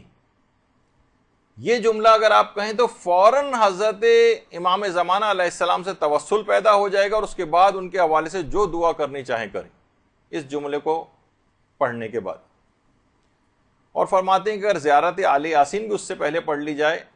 تو اس سے بھی ایک توسل پیدا ہو جاتا. اور یہ بھی فرماتے تھے آیت اللہ سید عبد الکریم کشمیری کے روزانہ ایک مومن کو چاہیے، اصولاً ہمارے پاس ٹائم نہیں ہے ہم لوگوں کے پاس امام زمانہ کے لیے، کہتے تھے کہ روزانہ خلوت میں 1 گھنٹہ امام زمانہ سے بات کرے. ان کے لیے ان کی بات کرنے سے مراد یہ ہے کہ ان زیارات پڑھے، ان کے لیے ان کی جو دعائیں ہیں وہ پڑھے، اپنی دعاؤں کے اندر بار بار ان کو وسیلہ قرار دے. 1 گھنٹہ خلوت میں امام زمانہ کے ساتھ ایک مومن. لیکن ہمیں بہت عجیب سا لگتا ہے، ہمارے پاس تو 5 منٹ بھی نہیں ہے امام زمانہ کے لیے. اپنی گفتگو میں ہم امام زمانہ کا تذکرہ نہیں کرتے. تو یہاں تک فرماتے تھے. تو اور بعض علماء تو یہ فرماتے ہیں کہ شب قدر میں اپنی تمام دعاؤں کو اگر انسان بھول جائے اور فقط صرف ایک دعا حضرت حجت کے ظہور کی دعا اگر وہ شخص کر لے تو یہ اس کے تمام مسائل کے حل کے لیے کافی. کوئی اور دعا نہ کرے، نہ اپنے لیے نہ کسی اور کے لیے مثلا، اور فقط حضرت حجت کی دعا کے لیے دعا ان کے ظہور ہو جائے، ان کا ظہور ہو جائے، بار بار اس کی تکرار کرتا رہے تو تمام دنیا کے مسائل کے حل کے لیے اس کی یہ دعا کافی. تو یہی وجہ ہے کہ آیت اللہ عبد الکریم کشمیری یہ بات بھی جملہ ارشاد فرماتے تھے کہ جمعے کے دن عصر کا جو وقت ہے اور ہفتے کی جو شب ہے وہ فرماتے تھے کہ یہ بہت غمگین وقت ہوتا ہے. جمعے کے دن عصر کا وقت اور ہفتے کی شب کا جو وقت ہے فرماتے ہیں بہت غمگین وقت ہے کہ تمام شیعوں کے اعمال ان اوقات میں امام زمانہ کے حضور پیش کیے جاتے ہیں اور ان کے اعمال کو دیکھ کر جو برے اعمال ہوتے ہیں امام افسردہ اور غمگین ہو جاتے ہیں. لہٰذا یہ وقت ہی بہت غمگین ہے. زیادہ تر افراد جو شیعوں کے اندر ہیں وہ اس قسم کے اعمال انجام دیتے ہیں کہ امام اکثر و بیشتر ان کے اعمال کو دیکھ کر غمگین اور رنجیدہ ہوتے ہیں کہ وہ وقت ہی تقریباً غمزدگی کا ہو گیا ہے. تو بہرحال اس شب کو خاص طور پر واسطہ اور وسیلہ تو امام کو قرار دینا ہے، لیکن ایک کام اور بھی کرنا ہے، اور وہ ہے امام زمانہ علیہ السلام کے لیے صدقہ دینا. اللہم صلی علی محمد وعلی محمد.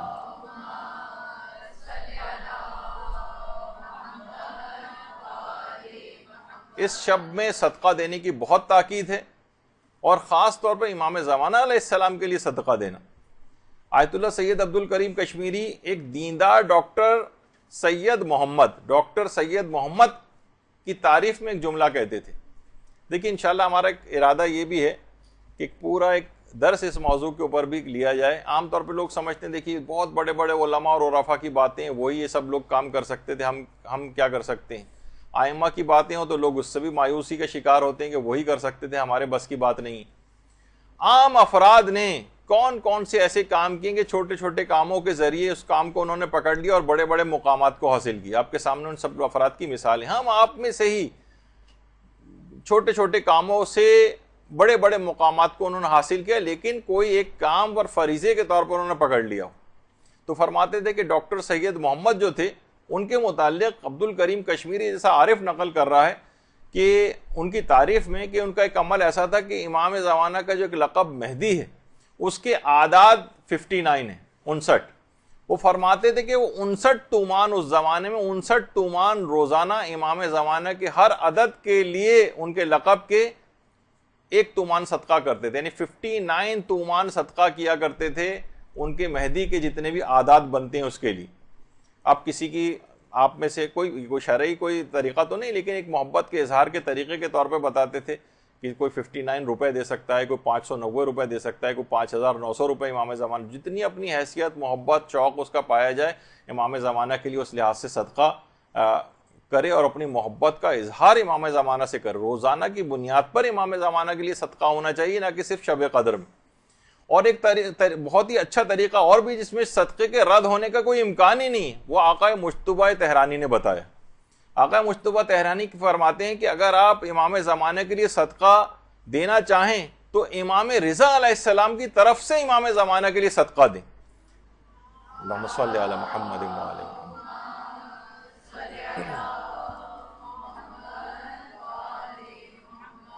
جب ایک معصوم کی طرف سے دوسرے معصوم کے لیے صدقہ دیا جائے گا تو اس کے رد ہونے کا کوئی امکان ہی باقی نہیں رہے گا. تو ایک بہت ہی اچھا طریقہ ہے کہ جس وقت بھی آپ صدقہ دیں اپنی طرف سے، جو امام زمانہ کے لیے آپ صدقہ دیتی ہیں، آپ نیت یہ کریں کہ میں امام رضا کی طرف سے امام زمانہ کے لیے صدقہ دیتی ہوں. تو اس کی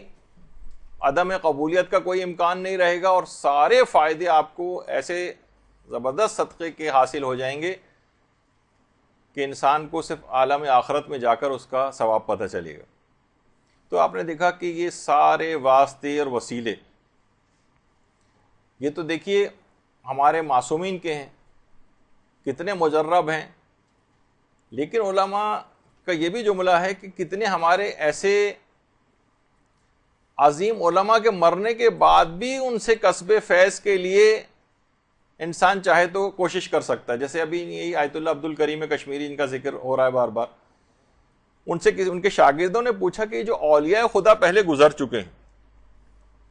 ان سے ارتباط کے لیے، ان سے فیض کو حاصل کرنے کے لیے کون سا کام کیا جائے. تو وہ فرماتے تھے اس کا ایک طریقہ ہے. وہ طریقہ یہ کہ دیکھیے علامہ تقی مجلسی جو کہ علامہ مجلسی کے والد تھے،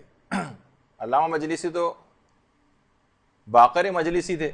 ان کے والد تھے تقی مجلسی. تقی مجلسی وہ فرماتے تھے کہ اگر علامہ مجلسی کے والد کی روح کو ایصال ثواب کی جائے سورہ یاسین تو اس سے تمام جو اولیاء اللہ کی ارواح ہیں ان سے فیض اب بھی حاصل کیا جا سکتا. یعنی سورہ یاسین پڑھ کر علامہ مجلسی کے والد تقی مجلسی کی روح کو ہدیہ کریں تو ان تمام اولیاء خدا جو گزر چکی ہیں ان کی ارواح سے اب بھی فیض حاصل کرنا ممکن ہے. اور باقاعدہ اب آیت اللہ شبیری زنجانی نے تو کہا کہ یہ تو چھوڑیے، یہ تو ارواح سے جو فیض اس معنوں میں بھی کہتے ہیں کہ میں نے تو بارہا تجربہ کیا اس بات کا کہ جب کبھی بھی انسان کبھی ٹریفک میں پھنس جائے، راستہ نہ مل رہا ہو اس کو، اور وہ علامہ مجلسی کی روح کو ایک سورہ فاتحہ پڑھ کر ہدیہ کرے تو فوراً راستے کھلنے لگتے ہیں. اور میں نے ذاتی طور پہ کئی مرتبہ اس کا تجربہ بھی کر کے دیکھا ہے. خود شبیری زنجانی فرماتے ہیں، اور یہ میں بھی کہہ رہا ہوں جو کہ یہ حقیر جو ہے انہوں نے ان کی بات کو سنا، اور واقعتاً ایسی جگہوں کے اوپر کہ کوئی امکان ہی نہیں تھا کہ اس ٹریفک سے اس وقت نکل سکیں گے، اور جب وہ پڑھا تو بہت آسانی کے ساتھ ایک دم سے راستے کھلنے لگے. اور تو ابھی تک عام دنیاوی چیزوں کے لیے ان کی ارواح سے متوسل ہو کے اپنے کام کروائے جا سکتے، تو روحانی اعتبار سے کتنے فیوز و برکات ان سے حاصل کی جا سکتی. تو اسی وجہ سے بہت زیادہ اس کی تاکید کی گئی ہے کہ علماء کی مجالست انسان اختیار کرے، اور جن افراد کے پاس مواقع ہیں علماء کے پاس جانے کے اس کو غنیمت سمجھیں، اور جن کے پاس مواقع نہیں ہے جیسے خواتین ہیں وہ ان کے دروس، کیسٹس اور جو کتابیں ہیں علماء کی ان کو پڑھ کر بھی ان سے اس طرح کا ارتباط، ایسی ہی گویا آپ ان کی مجالست کے اندر بیٹھی ہوئی. اور اس کے مقابلے میں علماء یہ بھی چیز فرماتے ہیں کہ عالم غیر عالم کی اگر کوئی مجالست اختیار کرتا ہے تو یہ انتہائی خراب اثر رکھتی. یعنی اگر کوئی عالم ہو لیکن غیر عامل ہو، یعنی بے عمل عالم دین، تو اتنا ہی زیادہ آپ کے لیے نقصان دہ ہے. اچھا دیکھیے، دعائیں بھی ہوں گی اس شب قدر کے اندر، لیکن اس کا آغاز نماز مغربین جس وقت پڑھی جانے والی ہوگی اس کے وضو ہی سے تمام مستحب دعائیں وہ آپ کو کرنی کہ پوری رات مستحبات اس میں کوئی بھی ترک نہ کریں. حتیٰ کہ وضو کی جو مستحب دعائیں ہیں امام خمینی یہ کرتے تھے کہ پہلے سے ابھی مغرب کا وقت بھی نہیں آیا ہوتا تھا اور اس کی تیاری کرنا شروع کر دیتے تھے. وضو کے وقت تمام جتنے بھی مستحبات ہیں وضو کے ان کو آپ انجام دیں، اور اس کے بعد پھر ظاہر ہے کہ نماز مغربین کی تیاری کرنی ہے. افطار سے پہلے آپ نماز مغربین پڑھنی ہے آپ نے، یا افطار کے بعد پڑھنی ہے، آپ کو خود فیصلہ کرنا پڑے گا. افطار کی جتنی بھی دعائیں ہیں کوشش کریں افطار کی جتنی دعائیں ہیں شب قدر میں خاص طور پر ساری دعائیں، صرف اللہم لک صمت والی دعا نہیں، بلکہ جتنی بھی افطار کی اور دعائیں ہیں وہ سب بھی تھوڑا سا 5 منٹ افطار تاخیر کر دیجئے، لیکن افطار کی ساری مستحب دعاؤں کو پڑھیں. یہ موقع پھر کبھی ہاتھ نہیں آئے گا. شب قدر سال میں صرف فقط ایک رات ہی کوئی شب قدر. پھر اس کے بعد اول وقت ہی میں نماز مغربین کو آپ پڑھ لیں، کیونکہ اول وقت میں پڑھنے کا بھی جو ثواب اور فائدے ہیں وہ الگ ہیں، اور شب قدر میں تو اور زیادہ فائدے ہوں گے. لوگ بالکل ہیوی قسم کی افطار کر کے انٹا غفیل ہو کے پڑ جاتے ہیں، بستر کے اوپر لیٹ جاتے ہیں، پھر وہ 9, 10, 11 بجے کے قریب جا کر نمازیں وغیرہ کی طرف متوجہ ہوتے ہیں. نہیں، اس رات محنت کرنے کی رات ہے، اس میں یہ آرام کو ایک طرف رکھ دیجئے. پورے سال آرام کے لیے راتیں پڑی ہوئی ہیں، لیکن شب قدر آرام کی رات نہیں. تو اچھا، نماز مغرب کو بھی کوشش کریں کہ پورے مستحبات کے ساتھ نماز مغربین کو پڑھیں. اذان بھی ہو، اقامت بھی ہو، تمام مستحب اذکار ہوں، جتنے بھی تسبیحات ہوں، جتنے بھی آپ اس کے بعد تعقیبات پڑھتی ہیں، وہ ساری بھرپور قسم کی ایک نماز مغربین ہونی چاہیے. یعنی اس رات کو واقعی شب سیر و سلوک و عرفان قرار دینا ہے تو تمام مستحبات اس رات کو انجام دیے جائیں. اتنی اہمیت ہے ان مستحبات کی کہ آیت اللہ فہری جو ہے وہ نقل کرتے ہیں، جو کہ یہ بھی بڑے عرفاء میں سے گزرے ہیں. فرماتے ہیں کہ آیت اللہ جواد ملکی تبریزی، ان کے ایک بہت ہی عابد و زاہد قسم کے ایک دوست تھے جن کا مرحوم حسین فاطمیہ قمی نام تھا، ان کے بہت دوست. تو وہ فرماتے کہ میں جمکران گیا ہوا تھا اور بہت تھکا ہوا وہاں سے واپس آیا تو مجھے اطلاع ملی کہ آیت اللہ جواد ملکی تبریزی کی حالت بہت خراب ہے. میں سیدھا ان کے گھر گیا، اگرچہ میں بہت تھکا ہوا تھا لیکن پھر بھی سیدھا ان کے گھر گیا. دیکھا کہ اپنے بستر کے اوپر لیٹے ہوئے ہیں، طبیعت بہت زیادہ خراب ہے، لیکن میں نے دیکھا کہ انہوں نے خضاب لگایا ہوا ہے، بستر بیماری پر ہی لیٹے لیٹے ظہر اور عصر کی نماز کو پڑھنے کے لیے آمادہ ہیں. اور اتنی شدید بیماری کے باوجود وہ تمام مستحبات کے اوپر عمل کر رہے ہیں ظہر اثر کی نماز پڑھنے کے لیے. انہوں نے بہت مشکل کے ساتھ، ان کے حلق سے منہ سے آواز بھی نہیں نکل رہی تھی، لیکن انہوں نے اذان بھی دی، اقامت بھی کہی، اور بستر پہ لیٹے لیٹے اس کے بعد تکبیرات افتتاحیہ پڑھی. دیکھیے مستحبات کی اتنی زیادہ اہمیت ہے. تکبیرات افتتاحیہ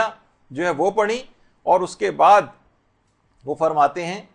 کہ ابھی تکبیرۃ الاحرام کہہ ہی رہے تھے کہ جواد ملکی تبریزی کی روح مقدس بدن اقدس سے عالم قدس کی طرف پرواز کر گئی. پہلی تکبیرۃ الاحرام جو اسی وقت جواد ملکی تبریزی کی روح نے پرواز کیے جس وقت انہوں نے تکبیرۃ الاحرام کہی. تو آپ نے دیکھا کہ کوشش کرے کہ انسان تمام مستحبات کے ساتھ اس رات کو نماز پڑھے، کہ آخری اس کا لازمہ بنے گا کہ تمام مستحبات کو انسان مرتے وقت بھی اس کو یہ نیکیاں کرنے کی توفیق اس کو حاصل رہے گی، بشرطے کہ وہ عام زندگی کے اندر بھی اس سلسلے کو جاری رکھے، مستحبات وغیرہ کی پابندی کرے، اور خاص طور پہ اس شب کے اندر تو علی الخصوص. آیت اللہ شیخ حسن علی نخودکی اصفہانی، ان کا بھی کتنی دفعہ تذکر آ چکا ہے کہ اتنی عبادتیں، اتنے علم، اتنے مجاہدے، اتنی ریاضات، اتنی زیارات، حتیٰ کہ ان کے متعلق کہا جاتا ہے کہ اعتکاف کے اندر بہت زیادہ بیٹھا کرتے تھے، مراقبے بھی بہت زیادہ کیا کرتے تھے، اور بہت بڑے ایک روحانی علمی مقام انہوں نے حاصل کیا تھا. یہ خود فرماتے ہیں کہ ان تمام ریاضتوں کے باوجود میں نے یہ روحانی مقام، یہ جو روحانیت حاصل کی ہے، اس کی دو وجوہات، ایک وجہ تو ابھی آگے چل کر آئے گی لیکن ایک وجہ بھی بتاتا ہوں. وہ یہ فرماتے تھے کہ اس کی ایک بہت بڑی وجہ ہے اخلاص نیت سے سادات کرام اور ذریت حضرت زہرا کی خدمت. میں نے اس سے مقام کو حاصل کیا ہے. آیت اللہ شیخ حسن علی نخودکی اصفہانی امام خمینی کے بھی عرفانیات کے اساتذہ کے اندر سے، وہ فرماتے ہیں کہ یہ جو میں نے مقام حاصل کیا ہے یہ اخلاص نیت سے سادات کرام کی خدمت کے ذریعے حاصل کیا ہے. یہ رات اس لحاظ سے حضرت زہرا کی رات بھی ہے، حقیقت شب قدر تو حضرت زہرا ہی ہیں، تو ان کی اولاد کی خدمت کا اس رات کوئی عنوان ہو جائے.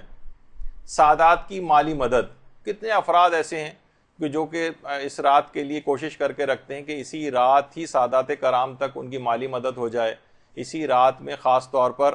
عام زندگی میں بھی اس کو فراموش نہیں کرنا ہے کہ صرف ایک رات ہی کے اندر 150 روپے کسی سادات کو یا آٹے کی تھیلی پکڑا کے سوچیں کہ بس اب ہم نے ضروریت حضرت زہرا کا حق ادا کر دیا. اور صرف مالیات کی حد تک یہ معاملہ نہیں، ان کی علمی مدد کرنا، ان کو یہ تمام امر بالمعروف و نہی عن المنکر کرنا، ان کو یہ تمام چیزیں سہولیات پہنچانا، ان کی آخرت کی بھی تو انسان فکر کرے. سادات کرام کی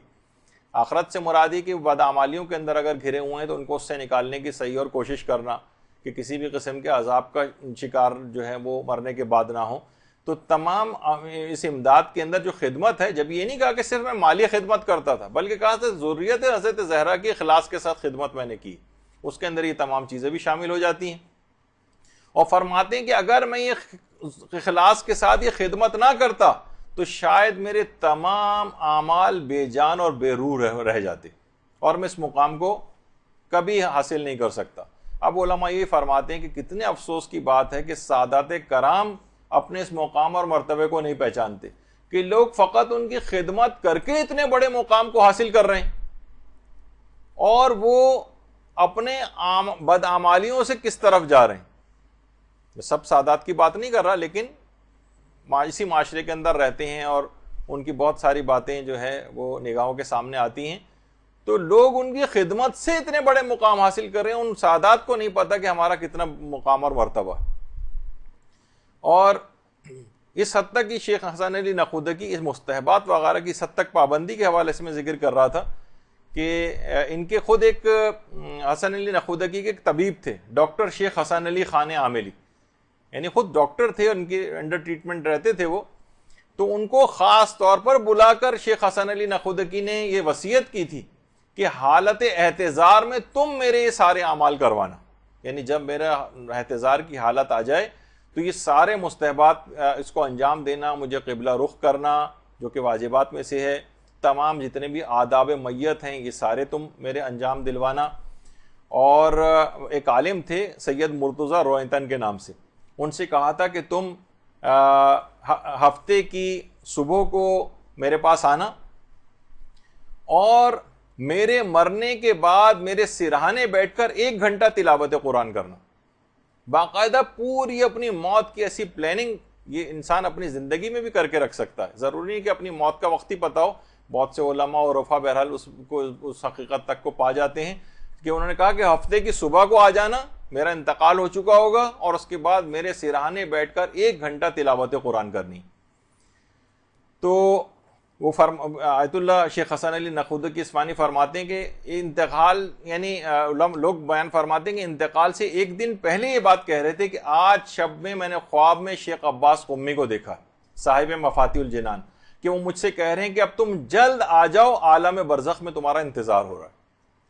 اور وہ سمجھ گئے تھے. اس کے بعد انہوں نے ہسپتال کے جو میڈیکل سپرنٹینڈنٹ تھا, MS جس کو کہتے ہیں, اس کو بلایا اور کہا کہ میری موت کا وقت نزدیک آ گیا ہے. میرے انتقال کے بعد یہاں پر لوگوں کو بہت زیادہ اژدہام ہو جائے گا, یہاں کے اسٹاف کو بھی بہت مشکل ہوگی, یہاں کے مریضوں کو بھی بہت تکلیف ہوگی, تو تم مجھے ہسپتال سے گھر منتقل کر دو. لوگوں کا بھی اتنا خیال کہ ورنہ انسان جو قریب المرگ ہو اس کو اس بات کی کیا پرواہ, مثلا وہ تو اپنا دیکھ رہا ہوتا ہے کہ اس کی اپنی جان بچ جائے وغیرہ, نہیں, کہ میرے مرنے کے بعد یہاں کے لوگوں کو بہت مشکل پیش آئے گی, مریضوں کو اور اسٹاف کو بھی, لوگ اتنے جمع ہو جائیں گے, لہٰذا مجھے اس سے پہلے ہی تم گھر منتقل کر دو. تو آیت اللہ شیخ حسن علی نخودکی کی پوری زندگی اسی طریقے سے مستحبات سے عبارت تھی. تو آج کی رات خاص طور پر مستحبات کی رات ہے. اور ویسے تو دیکھیے انسان مستحبات کے متعلق شریعت نے بہت زیادہ سختی نہیں کی ہے, لیکن اس رات میں اپنے اوپر سختی ضرور کرنی. ویسے تو کہا ہے کہ نہیں سختی مت کرو اپنے اوپر, مستحبات کو دل نہ چاہ رہا ہو تو ترک کر دو, لیکن اس شب قدر کے اندر اپنے آپ کو, اپنے نفس کو مارنا پڑے, نیند آ رہی ہو, تھکن ہو رہی ہو, لیٹنے کو دل چاہ رہا ہو, یہ سب چیزیں آپ کو نہیں کرنی. اور دیکھیے یہ اس بات کی اتنی اہمیت, اسلام دیکھیے اس بات کی اتنی پرواہ کرتا ہے بہرحال کہ اگر کسی کا دل نہیں چاہ رہا تو زبردستی تھوپتا نہیں ہے اس کے اوپر. جیسے کہ ملتا ہے نا کہ آیت اللہ علی آغا قاضی کے متعلق ہی جب انہوں نے ایک دستور العمل دیا تھا آیت اللہ سید محمد حسن الہی طباطبائی کو, علماء اپنے لیے دستور العمل لکھواتے تھے کہ ہم کس طرح سے عمل کریں کیا. تو انہوں نے کہا تھا کہ دیکھو میں دستور العمل تمہیں دے رہا ہوں. یہ پھر اس کے بعد جب وہ بزرگی کی طرف چلے گئے تھے آیت اللہ حسن الہی طباطبائی, ان کی تصویر, تو کہا کہ دیکھو تم یہ اس پر خود بھی عمل کر سکتے ہو اور دوسروں کو بھی یہ دستور العمل دے سکتے ہو, کوئی مذائقہ نہیں, لیکن اس بات کا خیال رکھنا کہ جس کسی کو بھی یہ دو, جب تک طلب صادق نہ دیکھو اس وقت تک یہ دستور العمل کسی کو نہ دینا. یعنی اس میں سچی تڑپ پائی جائے کہ ہاں میں بدلنا چاہتا ہوں, اپنے آپ کو میں عمل کرنا چاہتا ہوں. یہ نہ ہو کہ مثلا غلط مقاصد کے لیے دستور العمل مانگا جا رہا ہو کہ میں یہ چیزیں کچھ کرامتیں حاصل کر لوں, تو مثلا دنیا کو کمانے کا اس کا خیال ہو, یا اس کا دل نہیں چاہ رہا ہو, زبردستی آپ لوگوں کو دستور العمل بیان کر رہے ہوں. فرماتے تھے کہ نہیں یہ نہ کیا جائے. جس طرح کاجات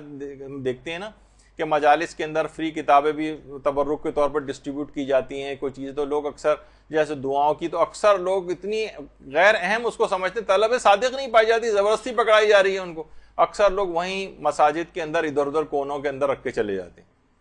ان کو اس بات کی پرواہ نہیں ہوتی کہ یہ اس کو تبرک کے طور پر چیز دی گئی ہے.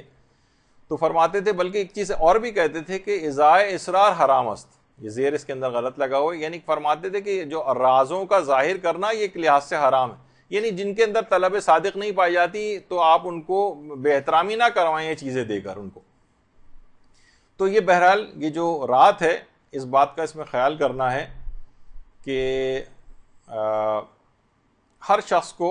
اکثر یہ مقام پہ یہ بھی دیکھا گیا کہ چھوٹے چھوٹے بچوں کے اوپر بھی بہت زیادہ زبردستی کر کے ان سے عمل, بچوں پہ اتنی زیادہ سختی کی ضرورت نہیں. دیکھیے دیکھا ہوگا آپ نے ڈاکٹر حضرات کو بھی کہ وہ ہر دوا ہر مرض کے افراد کے اعتبار سے اس کی ڈوز بھی الگ ہوتی ہے, کانسٹیٹیوشن بھی مریض کی دیکھی جاتی ہے, باڈی ویٹ کے اعتبار سے بھی دوائیں جو ہے وہ دی جاتی ہیں. تو ہر ایک کو ایک طرح سے وہ نہیں ہونا چاہیے.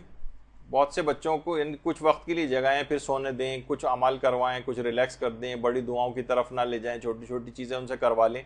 ان کا آپ کو اس لحاظ سے خیال کرنا ہے. تو بہرحال اذکار, لیکن اپنے اوپر سختی کریں, اپنے تو ایک ایک لمحے سے کشید کریں.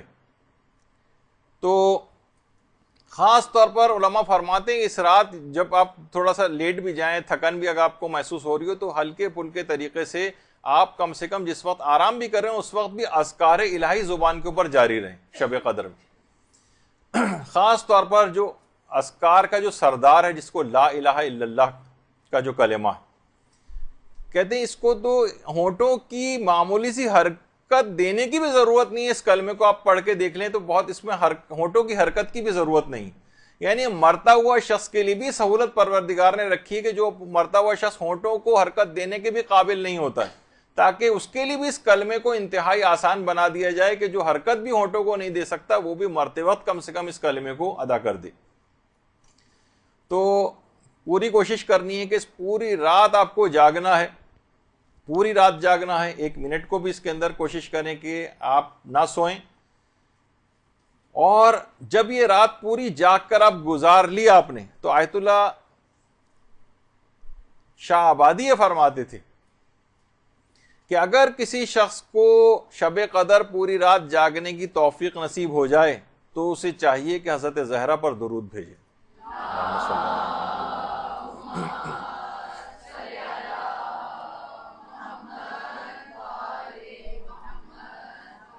اور اس شب قدر سے ایک پیغام بھی لینا ہے. عام زندگی میں بھی کوشش یہ کریں کہ عبادت کے لیے کوئی ایک حصہ رات کا ضرور جاگ کر گزاریں، چاہے 10 منٹ کا صحیح، 15 منٹ کا صحیح. واجب نماز سے ہٹ کر آدھی رات، وجہ سے تو لوگ آج کل ویسے ہی 2-2 3-3 بجے سوتے ہیں یا صبح کے قریب جا کر سوتے ہیں، تو کم سے کم اس رات کا کوئی حصہ عبادت کا ضرور اپنے لیے قرار دے دیں. عرفاء یہ فرماتے ہیں کہ جو سحر خیزی ہے، اس سے پہلے بھی میں کئی دفعہ ذکر کر چکا ہوں، سحر خیزی کے معنی یہ نہیں کہ جس وقت سورج وغیرہ نکل جائے یا سورج نکلنے سے پہلے کا ٹائم، وہ تو بین الطلوعین کہلاتا ہے، وہ بھی بہت افضل وقت ہے. لیکن سحر خیزی اصلاً علماء کہتے ہیں کہ تقریباً نماز فجر سے 2 گھنٹے یا 3 گھنٹے کا سے پہلے کا وقت ہے. یہ بہت ہی سیر و سلوک اور عرفان کے لحاظ سے جو بڑے مقامات کو حاصل کرنا چاہتے ہیں وہ اس موقع پر اٹھ کر سحر خیزی کرتے ہوئے اور عبادت خدا کو اگر انجام دیں تو وہ بہت ہی زیادہ فائدہ مند ہے. حتیٰ کہ علماء فرماتے ہیں سحر خیزی بین الطلوعین سے بھی افضل ہے.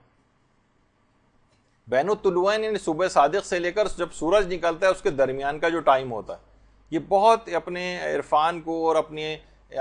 مقامات روحانی کو بلند کرنے کے لیے اس موقع سے بہت زیادہ استفادہ کیا جاتا ہے. لیکن فرماتے ہیں سحر خیزی بین الطلوعین سے بھی افضل ہے کہ جو اس سے پہلے ہوتی. لیکن افسوس اس بات کا ہے کہ وہ فسق و فجور، ٹی وی دیکھتے ہوئے سارے وہ جو ہے اس ٹائم کو بھی گزارا جاتا ہے. اچھا، اس پوری رات میں خاص طور پر ایک نقطہ ہرگز فراموش نہ کریں. یہ بہت آپ کو اس رات میں خصوصیت کے ساتھ ایک تاکید ہے کہ اس پوری رات میں ایک بھی گناہ نہیں ہونا چاہیے، ایک بھی. اتنی اپنی مواظبت آپ کو کرنی ہے، اتنا اپنے آپ کو کنٹرول کرنا ہے، اتنا اپنے آپ کو بیلنس کر کے چلنا ہے کہ ایک بھی ایک غیبت کان سے نہ ٹکرائے. کوشش کریں کہ جس طرح لوگ گھروں میں گل مل کے ایک ساتھ بیٹھ جاتے ہیں اور باتیں شروع ہو جاتی ہیں، اس جگہ پہ تو ہرگز نہ جائیں. کوئی نہ کوئی غیبت کرنی پڑ جائے گی یا سننی پڑ جائے گی اور آپ دفاع نہیں کر سکیں گے، گناہ لکھا جائے گا. ایک گناہ بھی اس رات کو نہیں ہونا چاہیے. اس لحاظ سے آپ سوچ سکتی ہیں کہ ٹی وی وغیرہ اس میں کتنا خطرناک ہو سکتا ہے. ایک حرام نگاہ، کوئی ایک حرام کلمہ، کوئی ایسی چیز، کوئی ایسا نامناسب منظر اس کے اندر اگر آپ نے آنکھوں سے گزر گیا آپ کی اور اس میں آپ نے توجہ دے دی تو پوری رات کی عبادت ضائع ہو سکتی. یہاں تو رمضانوں کے اندر یہ حال ہو گیا کہ باقاعدہ سینماؤں کے اوپر یہ چیز لکھی گئی، جشن عید میلاد النبی خوشی میں 4 شوز ہوں گے مثلا، پہلے سے بھی زیادہ خوشی کے اندر ہونے لگائی. تو بہرحال یہ تو معاشرے کی یہ صورتحال ہو گئی. اور خود شہزادی فاطمہ الزہرا سلام اللہ علیہ فرماتی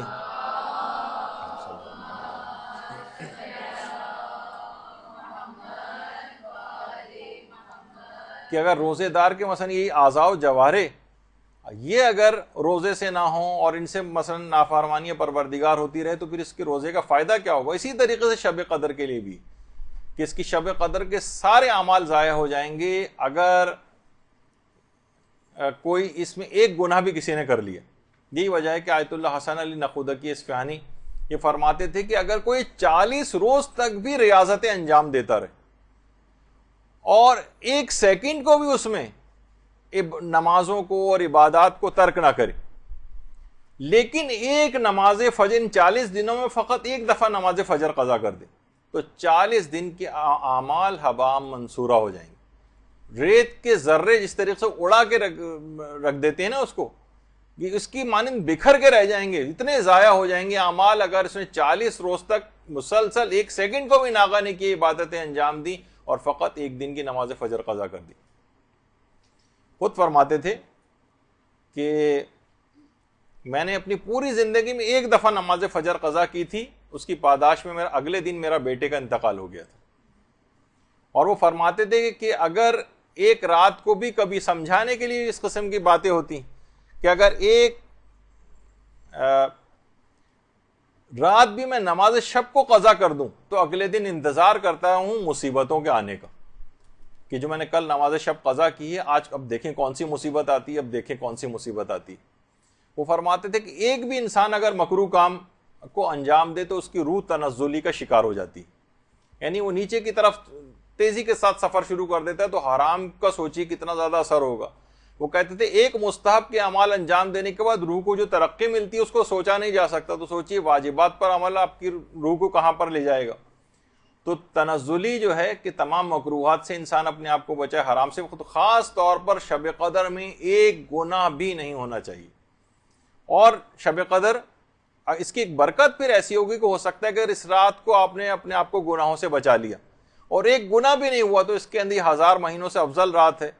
اور ہو سکتا ہے کہ آئندہ زندگی پورے سال پر یہ آپ کا یہ عمل محیط ہو جائے اور ایسے فرشتے خلق ہو جائیں کہ آپ کو کسی گناہ کی طرف جانے ہی نہ دیں.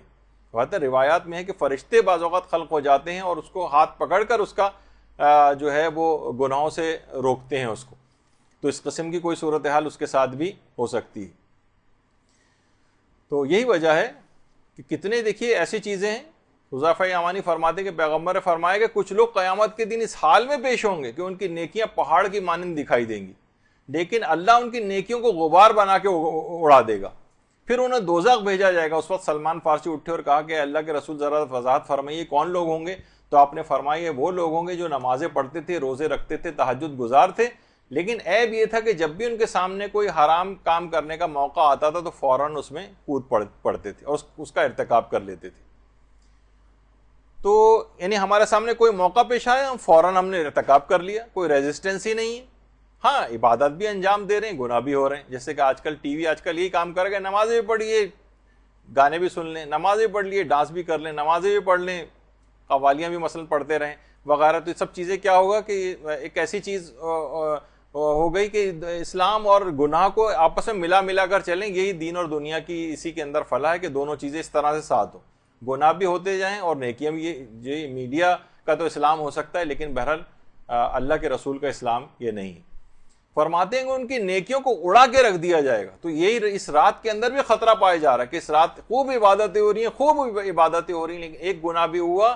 تو ساری نیکیاں اڑا کے رکھ دی جائیں گی اور اس عبادت کا کوئی فائدہ نہیں ہوگا.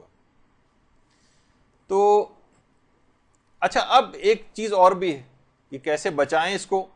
کہ اللہ ہم سے اس رات کی طفیل، خاص طور پر رمضان کی، ویسے تو ہر رات اس دعا کو پڑھنا ہے، لیکن روایت میں پیغمبر نے فرمایا کہ جو شخص بھی رمضان میں ہر واجب نماز کے بعد اس دعا کو پڑھے گا اللہ اس کے قیامت تک کے گناہوں کو معاف کر دے گا. اللہم ادخل علی اہل القبور السرور والی جو دعا ہے،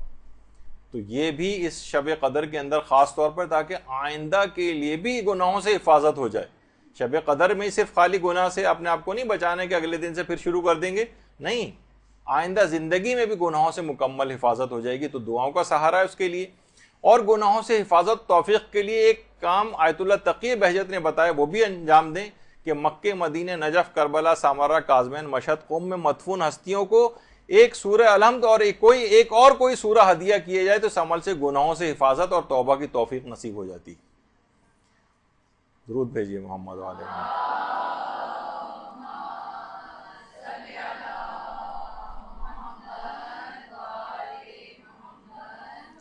ایک سورہ الحمد اور اس کے ساتھ کوئی ایک سورہ، وہ ان جگہ مقدس جگہوں پہ مدفون جو ہستیاں ہیں ان کو آپ ہدیہ کریں تو اس کا فائدہ یہ ہوگا، گناہوں سے حفاظت ہوگی اور توبہ کی توفیق نصیب ہوگی. بہترین عمل ہے اس رات کو کرنے کے حوالے سے تاکہ آئندہ زندگی میں بھی اپنے آپ کو گناہوں سے بچایا جا سکے. اور فقط اس رات کی حد تک محدود نہ ہوا جائے کہ اس رات کو کوئی گناہ نہ ہو بلکہ آئندہ زندگی میں بھی نہ ہو۔ ایک چیز اور بھی علماء نے اس کی تاکید کی ہے، وہ یہ کہ دیکھیے اتنی عظیم رات آپ کو مل رہی ہے، اس پر پروردگار کا جتنا بھی شکر ادا کیا جائے کم ہے، تو اس عظیم رات کے ملنے پر ایک طویل سجدہ شکر انجام دیں۔ شب سیر سلوک اور عرفان بغیر سجدے کے کیسے حاصل ہو سکتی؟ اس رات ایک طویل سجدہ شکر جو انجام دیں۔ دیکھیے ویسے تو علماء فرماتے ہیں سارے آئمہ کے جو سجدے ہیں وہ سب بندگی کے ارکان میں سے ہیں اور سبھی کے سجدے ایسے ہیں، لیکن خاص طور پر سجدہ امام موسیٰ کاظم علیہ السلام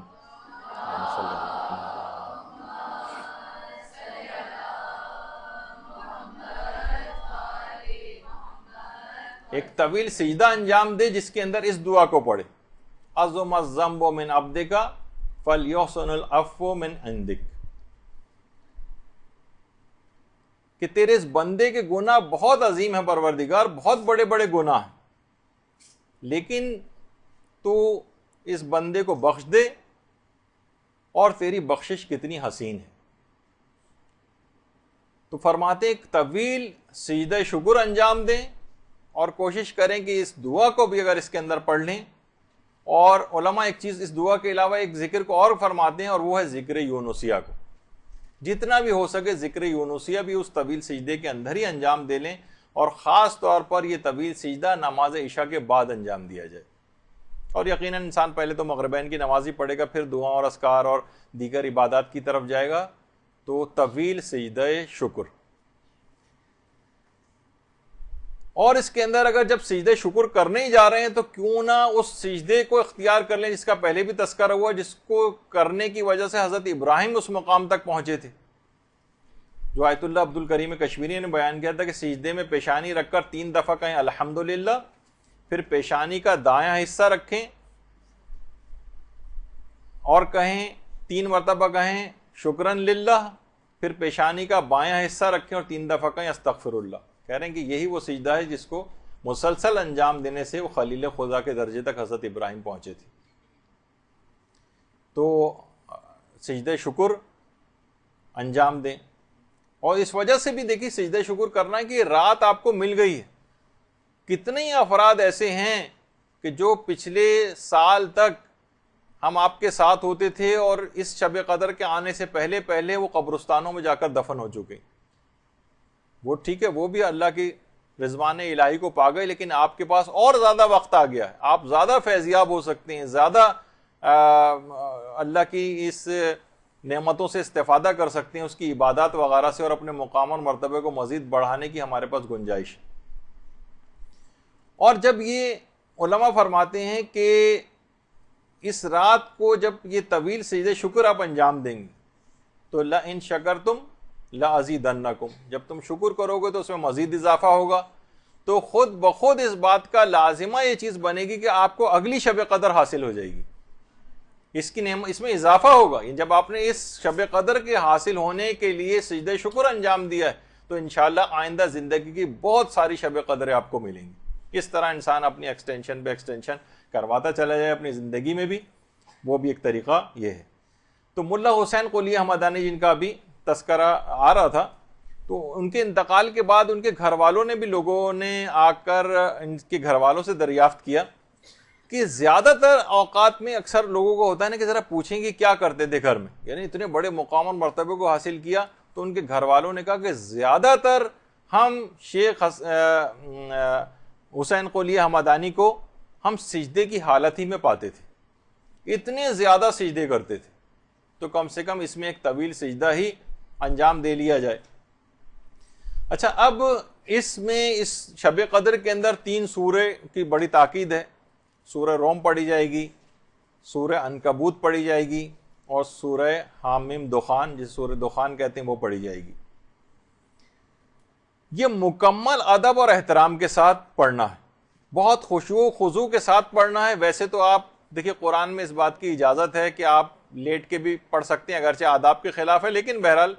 ہم زیادہ اس لحاظ سے اس کو وہ کرنا کہ پورے اتنے اہتمام کے ساتھ ہر دفعہ انسان تلاوت قرآن کرنے کو کہا جائے تو ایسا نہ ہو کہ وہ تلاوت قرآن ہی گھبرا کر چھوڑ دے. تو جس طرح سے بھی ہو تلاوت قرآن کر لو, چلتے پھرتے کر لو, لیٹے لیٹے کر لو, کرتے رہو.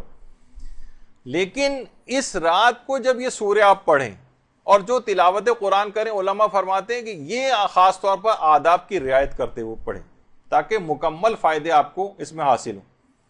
جیسے کہ آیت اللہ عبد الکریم کشمیری فرماتے تھے, خاص طور پہ کہتے تھے کہ 1000 مرتبہ سورہ قدر کا پڑھنا بہت ہی معنویت کے لیے اور روحانیت کے لیے بہت مفید ہے اس رات.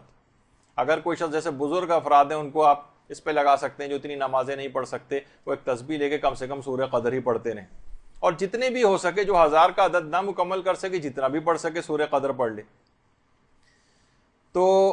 اسی طریقے سے کچھ علماء تو ایسے گزرے جیسے آیت اللہ شیخ محمد حسین کمپانی, روزانہ 1000 مرتبہ سورہ قدر پڑھتے تھے روز.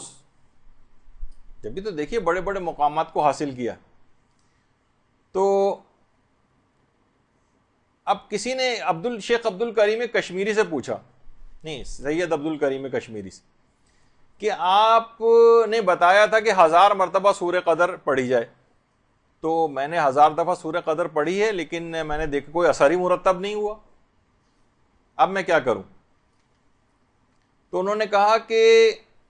کیا تم نے آداب کا خیال کیا تھا, یہ چلتے پھرتے سورہ قدر پڑھی تھی 1000 مرتبہ؟ کہا کہ نہیں, چلتے پھرتے اٹھتے بیٹھتے جا رہے ہیں اس طرح سے پڑھی تھی. کہا جبھی اثر مرتب نہیں ہوا. شب قدر میں خاص طور پر آپ پورے آداب کی رعایت کے ساتھ قبلہ رخ بیٹھیں, تلاوت قرآن کرتے وقت یہ 3 سورے بھی خاص طور پر پڑھیں گی, یہ مکمل ادب اور احترام کے ساتھ پڑھیں گی تو فائدے اور زیادہ ملیں گے. جیسے خود ایک دفعہ شیخ سید عبد الکریم کشمیری کے پاس ایک عالم آئے اور اپنی بیوی کے سلسلے میں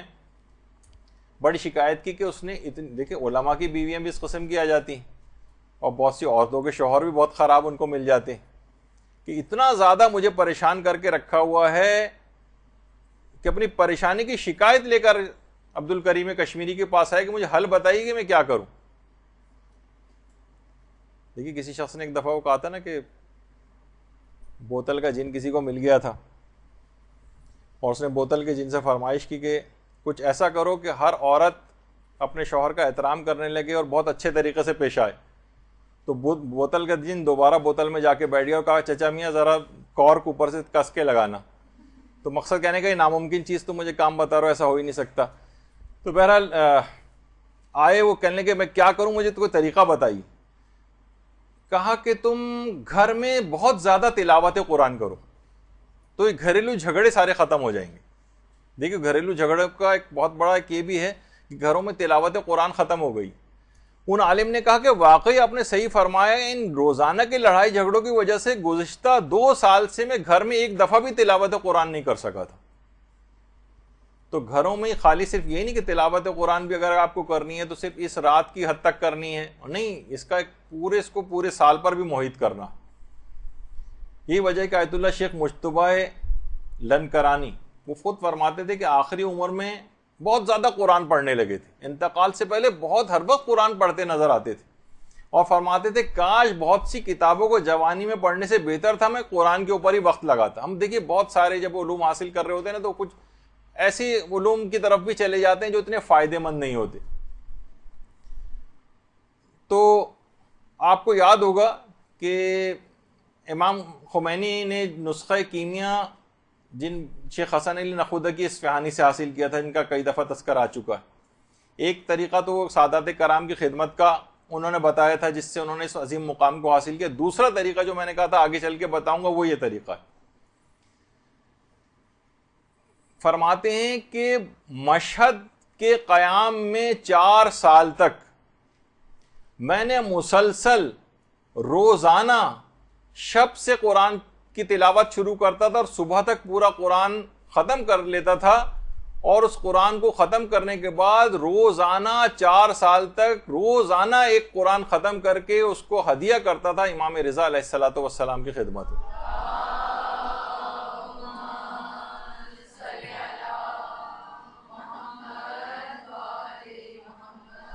روزانہ ایک قرآن ختم کر کے سوچ سکتے ہیں آپ کہ کتنا زیادہ مشکل کام ہے.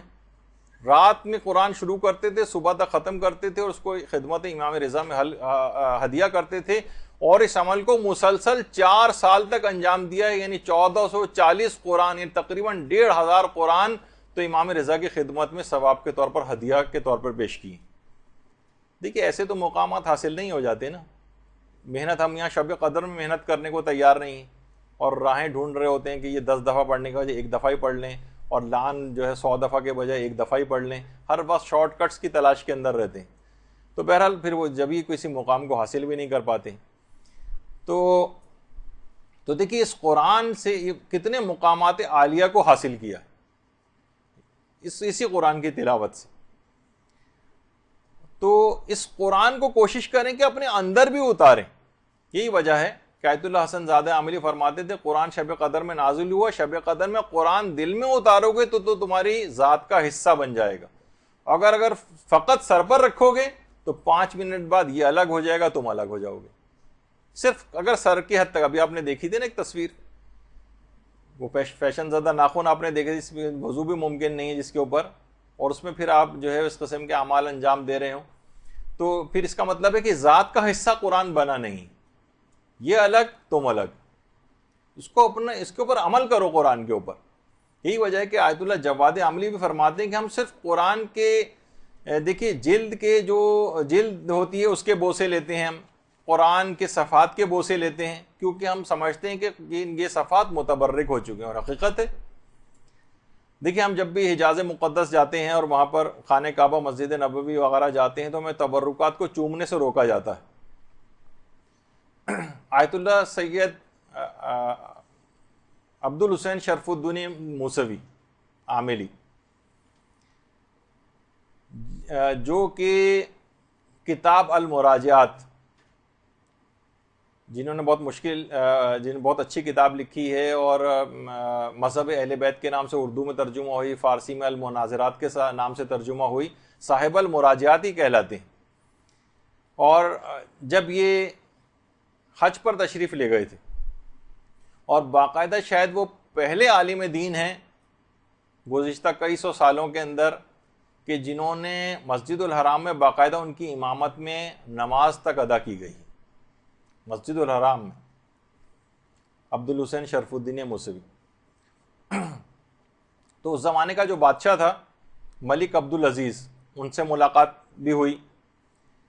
تو آپ نے بادشاہ کو چمڑے کی ایک جلد میں قرآن کا تحفہ پیش کیا۔ بادشاہ نے اس کو لیا، چوما، پیشانی اس کے اوپر رکھی، فوراً آپ نے کہا ہے بادشاہ آپ نے اس کی جلد کا بوسہ کیوں لیا، یہ تو بکری کی کھال کا بنا ہوا ہے۔ بادشاہ نے کہا میں نے اس کا بوسہ نہیں لیا، بلکہ اس کے اندر جو موجود قرآن ہے اس کی تعظیم میں نے کی۔ تو فوراً آپ نے کہا احسنت، اے بادشاہ ہم شیعہ بھی رسول کی زری کو اسی احترام اور تعظیم کی خاطر ہی بوسہ دیتے ہیں۔ اللہم صلی علی محمد و علی محمد۔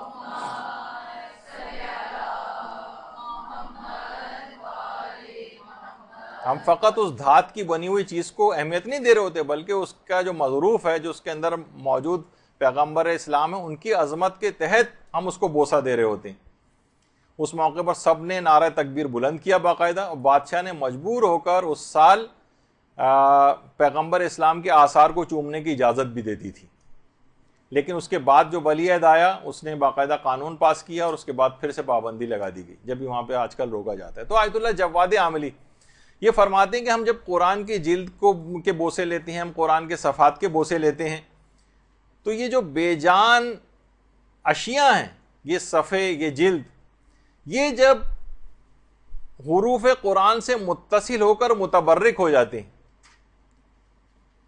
تو فرماتے ہیں کہ بے جان اشیاء جب متصل ہو کر متبرک ہو رہی ہیں، تو کیوں نہ ہم اپنی روح اور جان کو قرآن سے مانوس کر کے متبرک بنا لیں۔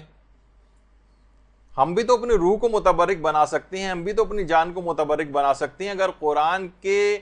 احکام سے اپنے آپ کو متصل کر لیں۔ آپ بھی متبرک ہو سکتے ہیں۔ ہم سوچتے ہیں فقط یہ الفاظ جس صفحے کے اوپر ہیں یہ متبرک ہوا ہے، جلد متبرک ہوئی ہے، جزدان متبرک ہو گیا ہے، نہیں، اس طریقے سے بھی متبرک بنایا جا سکتا۔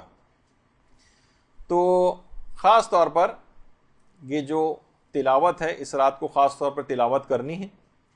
اور اب قرآن کو کچھ کچھ اہمیت دی جانے لگی ہے.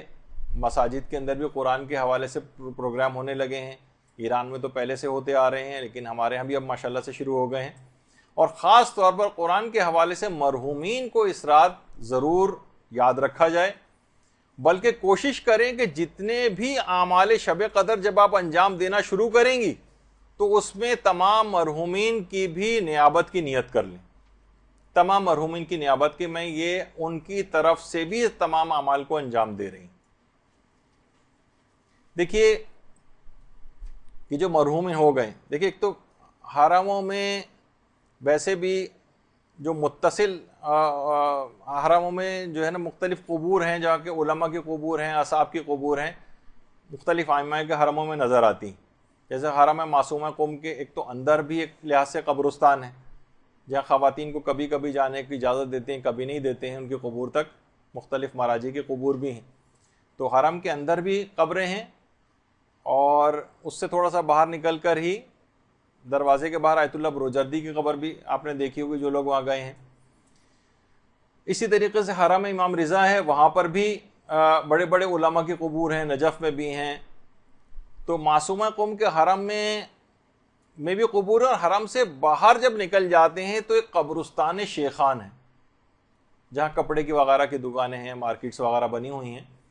یہ انتہائی نورانی اور بابرکت مقام ہے. جس طریقے سے نجف میں علی آغا قاضی کی قبر پہ کوئی نہیں جاتا، اس طرح قبرستان شیخہ میں بھی لوگ سامنے سے گزرتے ہیں زائرین، وہیں سامنے ہوٹلوں میں رہائش پذیر ہیں، لیکن قبرستان شیخان میں کبھی نہیں جاتے نظر آتے. اور کتنے بڑے بڑے علماء اور شہداء اور اصحاب امام اس قبرستان کے اندر دفن، بالکل متصل. زکریا ابن آدم 6، 7، 8ویں امام کے صحابی، اور امام خود کہتے تھے جس کو کوئی مسئلہ پیش آتا تھا کہ میں آ نہیں سکتا، کہا زکریا ابن آدم سے جا کر پوچھو. اور اس کے علاوہ زکریا ابن ادریس اور ابن قولویہ کی قبر بھی وہاں قریب ہی ہے، اس سے متصل ہی ہے. جواد ملکی تبریزی کی قبر وہاں پر ہے، کتنے جن کا بھی ذکر ہو رہا تھا. رہبر معظم بھی جب بھی جاتے ہیں جواد ملکی تبریزی کی قبر پہ ضرور جاتے ہیں. اس کے علاوہ مرحوم حید جی، یہ خود عرفاء میں سے ہیں. موت اختیاری کے حوالے سے ان کا واقعہ تھا جو کہ اب اتنا وقت نہیں ہے کہ اس کو پڑھا جائے. تو طالب علموں کے لحاظ سے اور جو زائرین ہیں اور مومنین کو اس قبرستان میں ضرور جانا چاہیے. تو اپنے تمام بلکہ کہا جاتا ہے کہ یہ جو معصومہ قوم کا جو حرم ہے اس سے جو متصل جو قبریں ہیں وہ اس کے بعد پورے قم میں قبرستان شیخاں سے بڑھ کر کوئی بھی بابرکت مقام نہیں. یعنی معصومہ کے حرم کے علاوہ جو سب سے بابرکت مقام قم کے اندر ہے وہ قبرستان شیخان. تو آپ خود سوچیں کہ یہ کتنا لیکن لوگ عام طور پر نہیں جاتے ہیں وہاں پر. اسی طریقے سے امام رضا کے روضے کے احاطے میں بھی شیخ حسن علی نخودکی اصفہانی کی قبر بھی. اتنے بڑے مقام کو حاصل کرنے کے بعد بھی آج بھی شیخ حسن علی نخودکی اصفہانی، یعنی ویسے تمام مرحومین کا یہ سلسلہ ہے، وہ اب بھی تلاوت قرآن کے ثواب کو ہدیے کے طور پر فرمائش کرتے ہیں. باقاعدہ فرمائش کہ تلاوت قرآن کا ہدیہ ان کو کیا جائے. تو اس رات کو ان کو کیسے فراموش کیا جائے گا. کربلائی رضا کرمانی جو کہ اس زمانے میں آستان قدس رضوی کے مؤذن تھے، کہہ رہے ہیں کہ میں شیخ کی وفات کے بعد، شیخ حسن علی نخودکی کی وفات کے بعد روزانہ بین الطلوعین ان کی قبر پر فاتحہ خوانی کے لیے جاتا تھا. کہہ رہے ہیں ایک دن میں نے خواب میں دیکھا کہ شیخ خواب میں آئے ہیں میرے، اور آ کر کہہ رہے ہیں کہ تم روزانہ میری قبر پر فاتحہ خوانی کے لیے آتے ہو، لیکن تم میرے لیے سورہ یاسین اور سورہ طٰہٰ کیوں نہیں پڑھتے ہو. سورہ یاسین اور سورہ طٰہٰ. شیخ حسن علی جیسا عارف کامل وہ فرمائش کر رہا ہے 2 سوروں کی. یعنی اتنے بابرکت سورے ہیں یہ، مرحومین کو اتنا فائدہ پہنچانے والے ہیں کہ سورہ فاتحہ کے ثواب ملنے کے باوجود بھی فرمائش کر رہے ہیں کہ تم یہ 2 سورے کیوں نہیں پڑھتے ہو. کہہ رہے ہیں اس جملے کو شیخ حسن علی نے خواب میں 3 مرتبہ جو اسی جملے کی تکرار کی. تو میں نے کہا کہ انشاءاللہ میں ضرور پڑھوں گا. کہہ رہے ہیں میں بیدار ہوا تو ایک چیز دیکھ کر محسوس کر کے حیران رہ گیا کہ یہ دونوں سورے مجھے حفظ ہو چکے تھے. محمد صلی اللہ علیہ وسلم۔